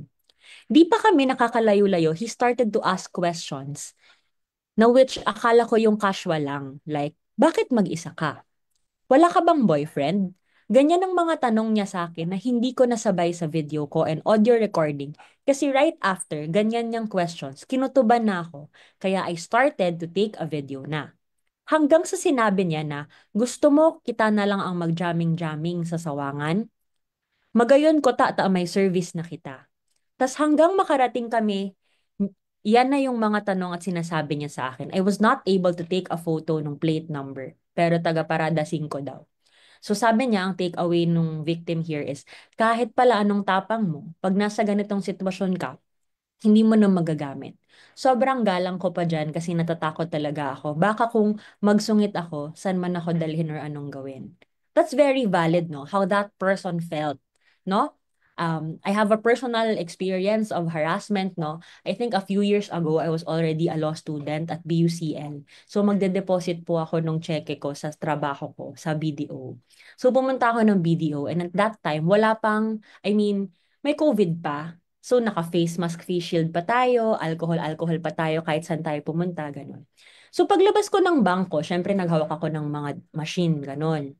So sabi ko sa guard, kuya, pahingi po ako ng alcohol. So ang ginawa niya, in-spray niya po yung kamay ko ng alcohol. Pero after nun, hinawak-hawakan niya yung kamay ko. Sa ganong position, like even for someone who was mostly, hindi naman sobra, pero already aware of her rights, no? I was not able to move. I was not able to react agad. Kasi pag nailagay ka talaga sa ganong situation, syempre, automatic, magugulat ka. Kahit alam mo yung gagawin mo, magugulat ka because you did not expect that. So, I told him, no, of course, I reported him to the police. And I told that guard na, kuya, kung ako ba lalaki, gagawin mo ba yun sa akin? And then he said no. Diba? Because, well, babae kasi ako. If I were a boy, of course, hindi niya yun gagawin sa akin. Okay. So, similar to this, no? Balik tayo sa ating example. Ito po ay example ng verbal. No? Verbal gender-based sexual harassment. Ano po ba yung penalty sa mga dinidiscuss natin kanina? Kasi di ba dito sabi sa kanya ay tayo na lang mag-jamming sa Sawangan, may service na tayo. First offense, 12 hours of community service inclusive of gender sensitivity training and 1,000 peso fine. Okay? Pag pangalawang beses na po, arresto menor, 6 to 10 days po yon of imprisonment or a fine of 3,000 pesos. Pag third offense na po, arresto menor na 11 to 30 days and a fine of 10,000 pesos. Yun po yung mga offenses. Okay. Sige. There's another example which is closer to my personal example kanina kasi ito naman po ang tinatawag nating demonstrated. Ito po nangyayari sa Around Albay, no? These posts, no, you can see 3 different screenshots, no, in 3 columns. These came from different people, okay? But they were complaining about a single person, no? Na pinapakita yung kanyang private part in public, sa jeep o kung saan man. So, na-trace nila na, okay, same-same pala sila ng na-experience from the same person. No? Yung isa sa jeep via Kamalig to Albay Daraga. Tama? Yung isa sa may 7-Eleven, I think. Yung isa sa Tahaw Road jeep. Tapos, same person. Yan po ay tinatawag na demonstrated. No? Demonstrated GBSH. Okay. Examples. Making offensive body gestures at someone. May chat si ma'am. Okay, 5 minutes, ma'am. Subukan ko po. Sige. Exposing private parts for the sexual gratification of the perpetrator. Kagaya niyan. And flashing of private parts in public. Okay. So, ayan. Ano pa po? Stalking. And, hindi, sa stalking na to. Ang penalties, nakikita nyo po, ayan. 12 hours community service, mas mataas na ngayon ang second offense, 11 to 30 days. Third offense, arresto mayor, 1 month and 1 day to 6 months, and the fine of 20,000 pesos. Paano naman kung stalking? When accompanied by touching, pinching, or brushing against the body, no? Ito po yung penalties. 11 to 30 days or a fine of 30,000. And syempre, kailangan nilang mag-attend ng gender sensitivity seminar. And umaabot po, pag third offense, arresto mayor in its maximum period, no? Which is 6 months. 1 month and 1 day to 6 months po ang arresto mayor, no? Or a fine of 100,000 pesos. Okay. Okay. Ito po para sa ating mga minors na audience. What about kapag ang violations ng Safe Spaces Act ay committed by minors? No? Minor students who are found to commit GBSH shall be held liable for administrative sanctions by the school as provided by the student handbook. Okay. So, yung student handbook po ng BU, ang existing ay 2019 pa. But last year, 2024, it was revised. Okay po? And the provisions of the Safe Spaces Act were already included. Okay. Paano po kung sa Grab or sa Angkas or Joyride na commit ang GBSH? Then it becomes qualified gender-based sexual harassment. Okay. And paano kung minor ang biktima o senior citizen o PWD o breastfeeding mother? Then it becomes qualified gender-based sexual harassment. Same thing as when the perpetrator is a member or a member of the uniformed services, no? Okay, AFP, PNP, etc. And when it takes place in the premises of a government agency offering frontline services to the public. Ano naman yung qualified GBSH? The penalty will be higher, okay? The penalty will be higher. Sige, skip na natin to. Okay? At pwede pa pong i-cancel kapag sa loob ng PUB na commit, i-cancel ang lisensya at i-suspend or revoke ang prangkisa. Okay. Ito yung importante. Where can victims seek help? No? In all cases, sa local government unit or via the Anti-Sexual Harassment or ASH hotline, the nearest police precinct through their Women and Children's Protection Desks, the local Social Welfare and Development Office, pwede rin po humingi ng assistance sa PAW, subject to their persons qualified for legal assistance procedure. Kapag sa streets, syempre, sumbong mo muna sa local traffic enforcer na pwedeng naka-witness. Sa PUVs, sa local traffic enforcer, sa LTO, sa LTFRB, no? Pag malapit naman sa LGU, malapit sa City Hall kunwari, meron po sila dapat na ASH or Anti-Sexual Harassment Desk Officer of the LGU, no? And sa malls, bars, or public establishments, dapat meron din silang ASH or ASH officer designated by the operator of the establishment.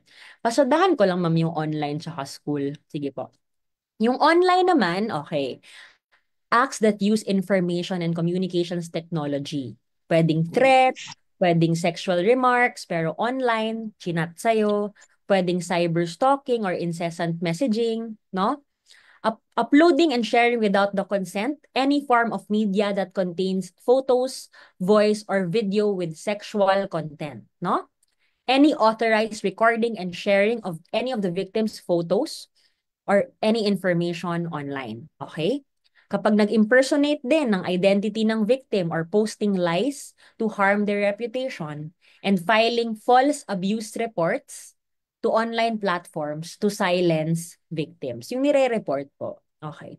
Saan naman tayo lalapit kapag online? Okay? The victim can file a complaint directly with the NBI through its Cybercrime Division or the PNP Anti-Cybercrime Group or the Office of the Cybercrime of the Department of Justice. Okay. Just some tips, no? Kapag kayo ay nagawa ng gender-based online sexual harassment, okay? Take note of the URL, no? Or the web address of the website or social media account of the perpetrator. Make a printout po of the content being complained of. I-print nyo po yon sa browser, di ba? Pwede nyo naman siyang i-print. And i-print nyo yung webpage. And then you contact the Anti-Cybercrime Group.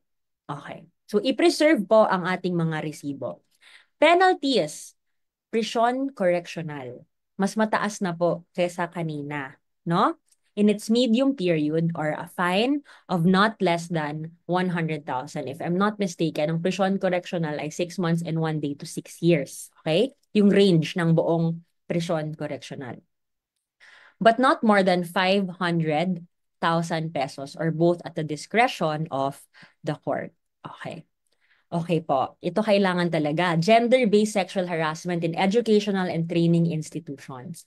Kanina, na-discuss na natin yung old law, no? Na pwede siyang gamitin sa educational and training institutions. But here, who can commit it? By principals, by school heads, by teachers, instructors, professors, coaches, trainers, or any person. Okay. Ito po, may ano dito, may contention ako dito. Section 26 of the implementing rules of the Safe Spaces Act, nilagay pa rin nila yung moral ascendancy. Di ba po, we already said that hindi kailangan yung moral ascendancy. Yun ang pagkakaiba niya sa Safe Spaces Act. Okay. So, to ensure the safety and well-being of students, it is a crucial responsibility for every school, no, to implement mechanisms to do so. Okay, so because many students nga experience harassment but do not report it out of fear, of course, of retaliation, and of course, nakakahiya. Nahihiya tayo. So having a designated officer, no, ensures that students and staff can have a clear, accessible, and a safe channel for reporting violations of the Safe Spaces Act. So dapat po ay mag-designate sila ng OIC, lahat ng school, to receive complaints regarding these violations. And yan pa po yung kanilang tasks. Sige, pasadahan na lang po natin. Okay. So bawat school po, no, kailangan may CODI na tinatawag. The Committee on Decorum and Investigation of all educational institutions shall address gender-based sexual harassment and online sexual harassment in accordance with the rules and procedures contained in their CODI manual. So, in a nutshell, ang trabaho po ng CODI ay i-represent ang administration ng school, no? It must be headed by a woman and not less than half of its members should be women. It shall ensure equal representation of persons of diverse sexual orientation as far as practicable. And it must expressly reiterate the prohibition on GBSH. Okay. meron pong fine ang isang school kapag hindi po nakapag-constitute ng CODI. Okay. Next question. Yung Bicol University po ba ay may CODI? Syempre po meron, no? This was, I think this is the most recent administrative order pertaining to the composition of the Bicol University CODI. It is chaired by Dr. Ibo, the director of the Jesse M. Robredo Institute of Governance and Development. Sabi kanina, it should be headed by a woman. And compliant po tayo doon. And these are the members po. You can see, no? More than half of the members should be women. Okay. So, this AO, no? Signed last year by President Nebres, designates the chair and the members of the Committee on Decorum and Investigation or CODI on sexual harassment cases, no, of Bicol University. Okay. So, nakwento na natin to kanina. Na liability of minor students ay sa handbook. Okay. And these government agencies can conduct regular spontaneous inspections sa mga school kung sila ba ay compliant sa Safe Spaces Act. Okay? So of course, the victim is assured confidentiality throughout all the stages of the proceedings. And sige, meron din po tayong, pwede rin po mag-issue ang korte, pag umabot na po tayo sa korte, no, ng restraining order for the perpetrator to stay away from the offended person. Kunwari, yung stalker na sinatawag, no? Pwede siyang issuehan ng court ng restraining order. And the victim, under this law, is entitled to avail of appropriate remedies such as psychological counseling. Okay. Sige. So, meron po tayong PNP Women's and Children's Desks, no? The Women and Children's Desks now existing in all police stations shall act on and attend to complaints covered under the Safe Spaces Act. Okay. Sige. So, ito po, mabilis na lang. Sorry, ma'am. Okay. Prescriptive period. Ano ba yung prescriptive period? Sa madaling sabi, ito yung parang deadline, no? Pag lumipas na to, hindi mo na pwedeng i-file. Okay? Gusto ko lang po i-point out, nakalagay po dyan, diba? Na iba-iba ang mga prescriptive period. Pero pagdating sa online, it is imprescriptible. Ibig sabihin, pwede mo siyang i-file kahit kailan. Kahit makalipas ang ilang taon. Bakit kaya? Kasi syempre, pag online, yung damage mas malala. Nandun yung record eh. It's there, no? It's eternally there online. Okay? May traces yan online kahit alisin mo siya. Okay. So, ayan. Meron na po bang nasampulan ng violation ng Safe Spaces Act, no?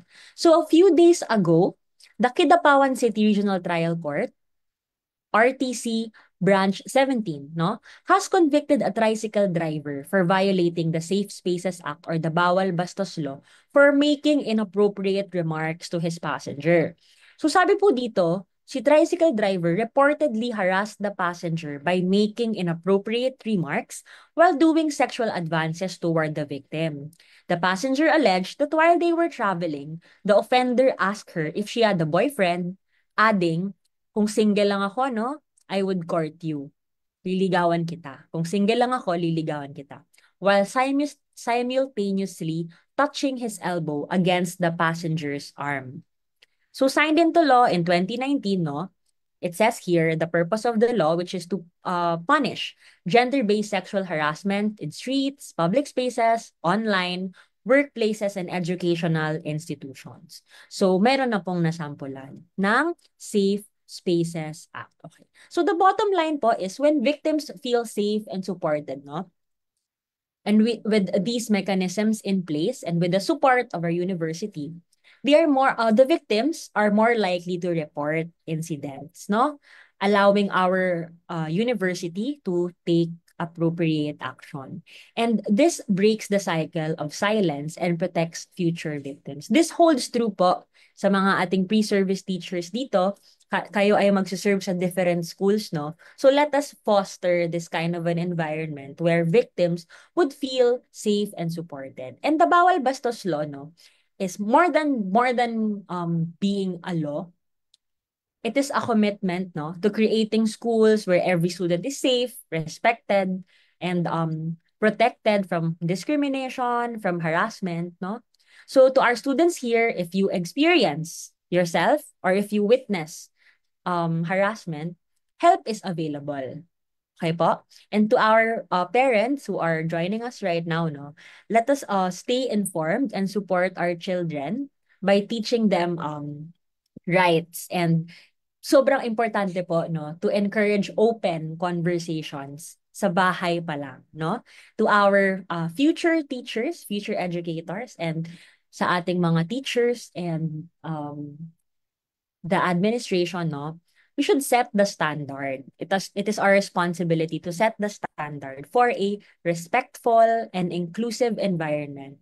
And one of the ways we can do this is to enforce policies and respond swiftly to complaints. So by working together and by implementing, no, by adhering to these legal protections, we can ensure that our schools are truly safe spaces for everyone. So thank you very much for listening.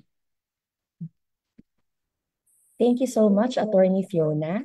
So once again, let's give a heart react to Attorney Fiona for her very informative and very empowering talk. A reminder to all of us that we have to protect ourselves. We have to ensure that we are safe. Our friends, our loved ones, especially female adolescents and girls are safe. In the interest of time, we can only accommodate maybe one or two questions during the open forum. So maybe invite again our speakers to join us, to open their microphones and cameras to entertain possibly a few questions from our audience. Actually, we received some questions during our pre-registration, and I'm just going to post them in the chat box. You may notice that some of the questions actually have already been answered through the talk, but if our speakers have additional responses to them, then you are welcome. Actually, there's one here, recent post by Sena Marie Novello. So allow me to read. Good morning po. I'm really curious about those victims who do not get a chance to record evidence when faced with harassment due to sudden shock or fear. Once they report the incident, the offender can easily deny their actions, often leading to the case being dismissed due to a lack of evidence. In such situations, how can justice be ensured for these victims? And what measures can be taken to hold offenders accountable despite the absence of concrete proof? I think this is a very interesting question. Attorney Fiona, I think this is directed to you. Okay, so thank you for that beautiful question, and it's very relevant. No? Sadly, there are many undocumented cases of sexual harassment because by its very nature, no, these kinds of offenses are committed in secrecy. Di ba po? Parang bihira naman. I mean, mas madalas that these kinds of violations of the law are committed in a shrouded or secluded manner na madalas walang nakakakitang iba. And sometimes, most of the time, nahihiya tayong mag-report because nga of the fear of retaliation, baka balikan tayo, or baka mapahiya tayo kasi may stigma pa rin, no, sadly, attached to being a victim of sexual harassment.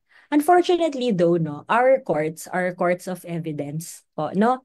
So, ibig sabihin po, kapag tayo po ay nag-file ng kaso, titingnan po ng korte yung ebidensya na hawak natin because of the right to be, our constitutional right, which is extended, no, to everyone to be presumed innocent until proven guilty.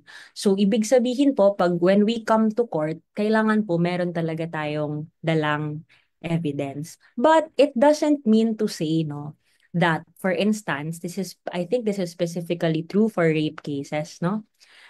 One can be convicted of rape solely um on the strength of the testimony of the victim. Because the court has recognized po that yung rape, madalas naman niyang kinocommit kayong dalawa lang. Diba? Yung offender lang at yung victim. Hindi naman siya crime na usually witness ng ibang tao. So there have been cases when the court has convicted perpetrators of rape solely on the strength of the testimony of the victim. Okay. So, yun po siguro yung masasagot ko sa ma'am. Thank you very much, attorney. May pahabol actually pong question. Although it Okay was po. not posted, it was relayed to me directly regarding daw po certain jokes made while in broadcast. So the context is a radio announcer daw po joking about telling a story about an intern. Sinabihan daw po yung intern na kasi ang context, mag-swimming daw yung intern. And sabi, you can swim with 1 piece, 2 piece, or no piece. So does that qualify as sexual harassment, that kind of joke? Okay. Naka-broadcast siya, ma'am, live. Yes No? po, parang telling another anchor, parang co-anchor story. Okay po. So, if the person is was the person named or was the person at least identifiable in that Yes po, the person was named daw po. Okay. The So, intern was named. I think po, pwede po yung pumasok sa Safe Spaces Act, ma'am.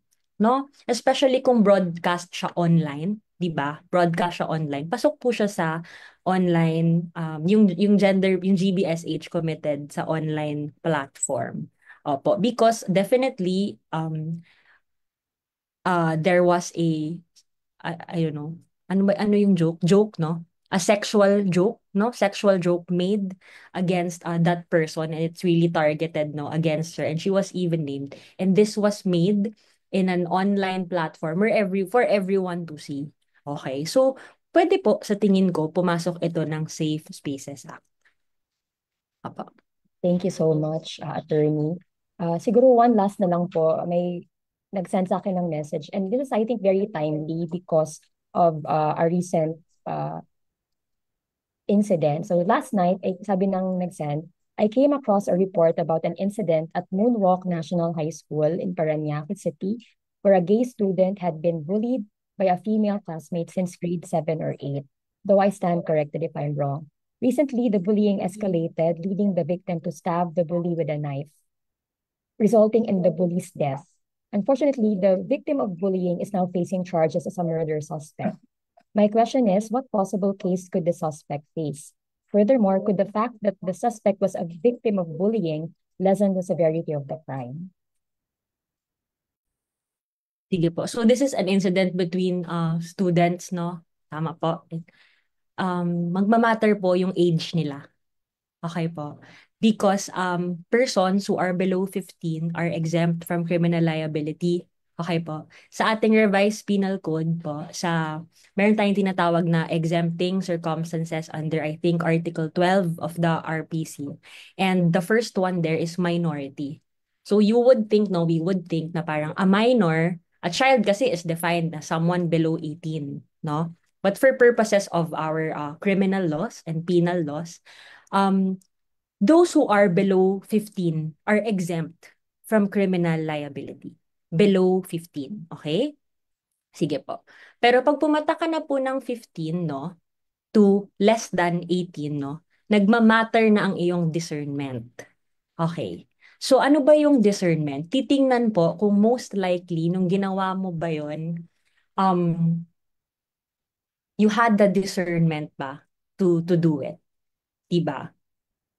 For instance po, parang hindi siya kumbaga pinag-isipan siya.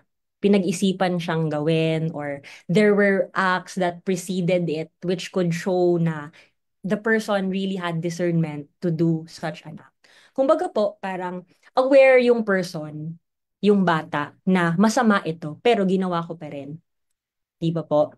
Pag 18 na po, So you can become criminally liable. So the answer po to that question would depend on the age of the victim. Apo. So exempt siya from criminal liability kung below 15 siya.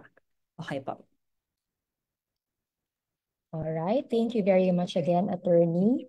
And that's all the time we have for your questions. Thank you once again to our speakers and to everyone for the engaging exchange. We regret not being able to address all your queries, but we will note them and try our best to get back to you. At this juncture, we shall award our speakers with a certificate of appreciation. So may we ask our technical team to present the slides, please? And may we invite again our speakers, Dr. Maria Elena Ahoro, Dr. Lizette Chuan, and Attorney Fiona Imperial to join us. So the certificate reads,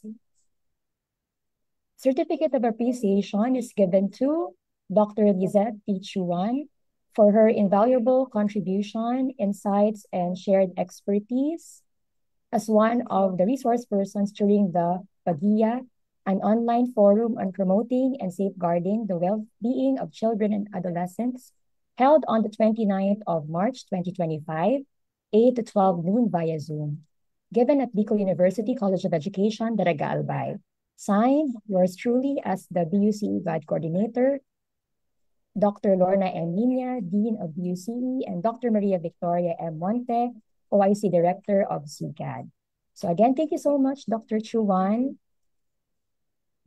The same certificate is awarded to Dr. Maria Elena Ahoro and Attorney Maria Fiona Imperial. So thank you so much po for joining us, our top caliber speakers. So after the closing remarks, we will have a photo opportunity with our speakers, just a quick photo opportunity, and we will share the evaluation link so that you, dear participants, will also be given your certificates. So to formally close the event, let us welcome the OIC Director of the Center for Gender Development of Bicol University, Dr. Maria Victoria M. Monte.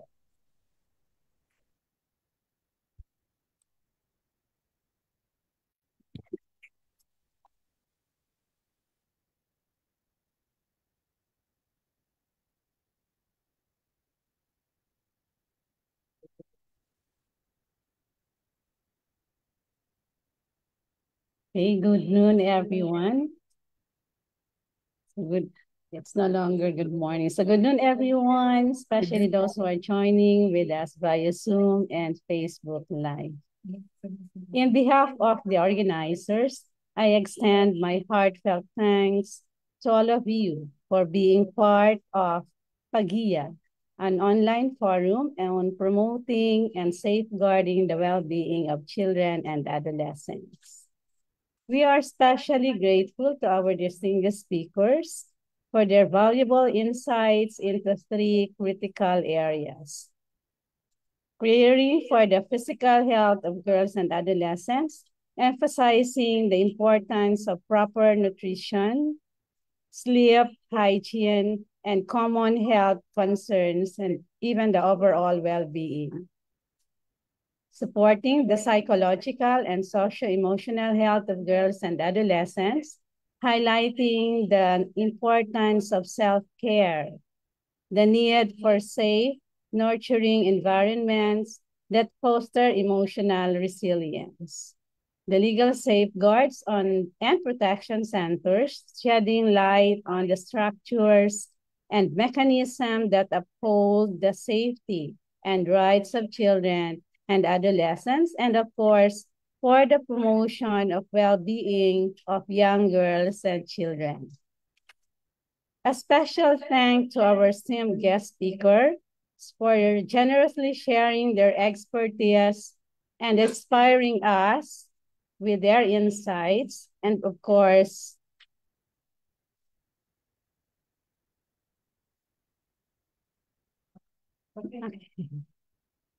sharing with us their insights and inspiring us with today's event. So your contribution have truly enriched our discussion today.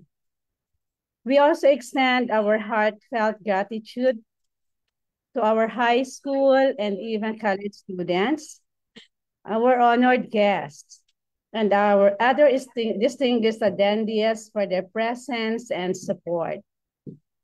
A special note of appreciation goes to our university president, Dr. Baby Boy Benjamin Dinebres, for their leadership and support. We are also deeply grateful to our Dean, Dr. Lorna M. Minya, for her unwavering dedication and to our advocacy, as well as to our Associate Dean, Dr. John Mark Mayor, for their continued encouragement. So your collective commitment to the well-being of children and adolescents is both evident and deeply appreciated. So furthermore, congratulations to our GOD coordinator, Ma'am Shana Haushan, for her exceptional leadership and organizing successful event. And of course, to the BUCE SAGE President, Jaymar Barcenas, and to our student volunteers, Romel Valenzuela and Roger Perez. Thank you so much. Your dedication and passion have made today possible. So this meaningful discussion have deepened our understanding of the comprehensive care and protection that our young people deserve. So as we move forward, let us remain committed to creating safe, nurturing, and empowering spaces where every child and adolescent can thrive. Thank you once again for your active participation and steadfast commitment to this cause. May today's forum inspire us all to transform knowledge into action for the benefits of the youth. So maraming salamat at mabuhay tayong lahat. Happy Women's Month.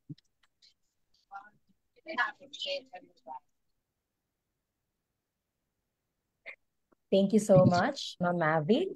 So may we now ask everyone to turn on their videos, and we request the technical team to capture the screenshots.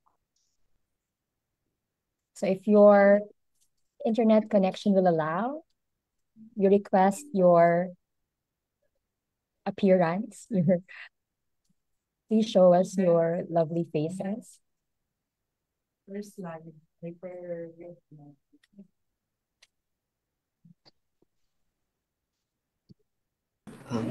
Yung first.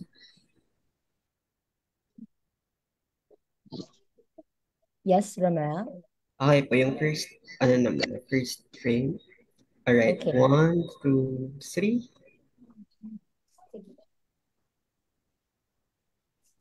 Ayan.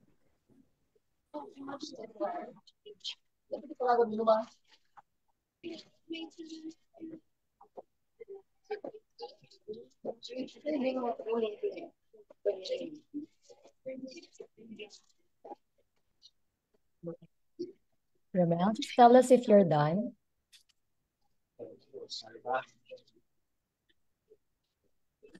Yung next naman. Okay. All right. 1, 2, 3.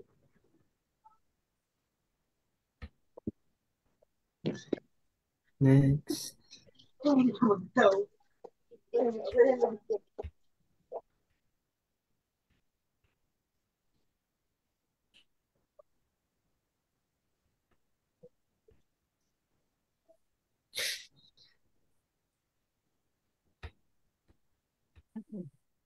Okay na. Anong slide na tayo, Romel? Last na lang ako. Okay, last slide. Last frame.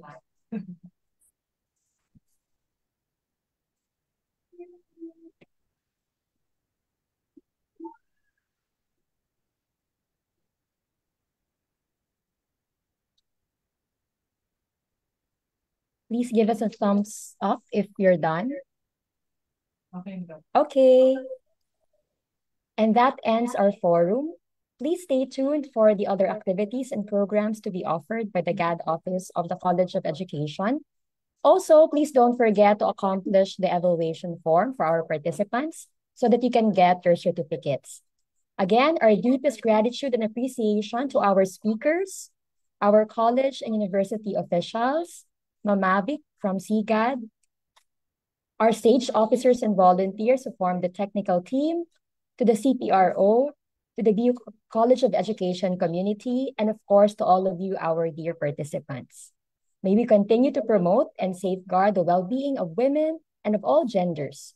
Have a great weekend.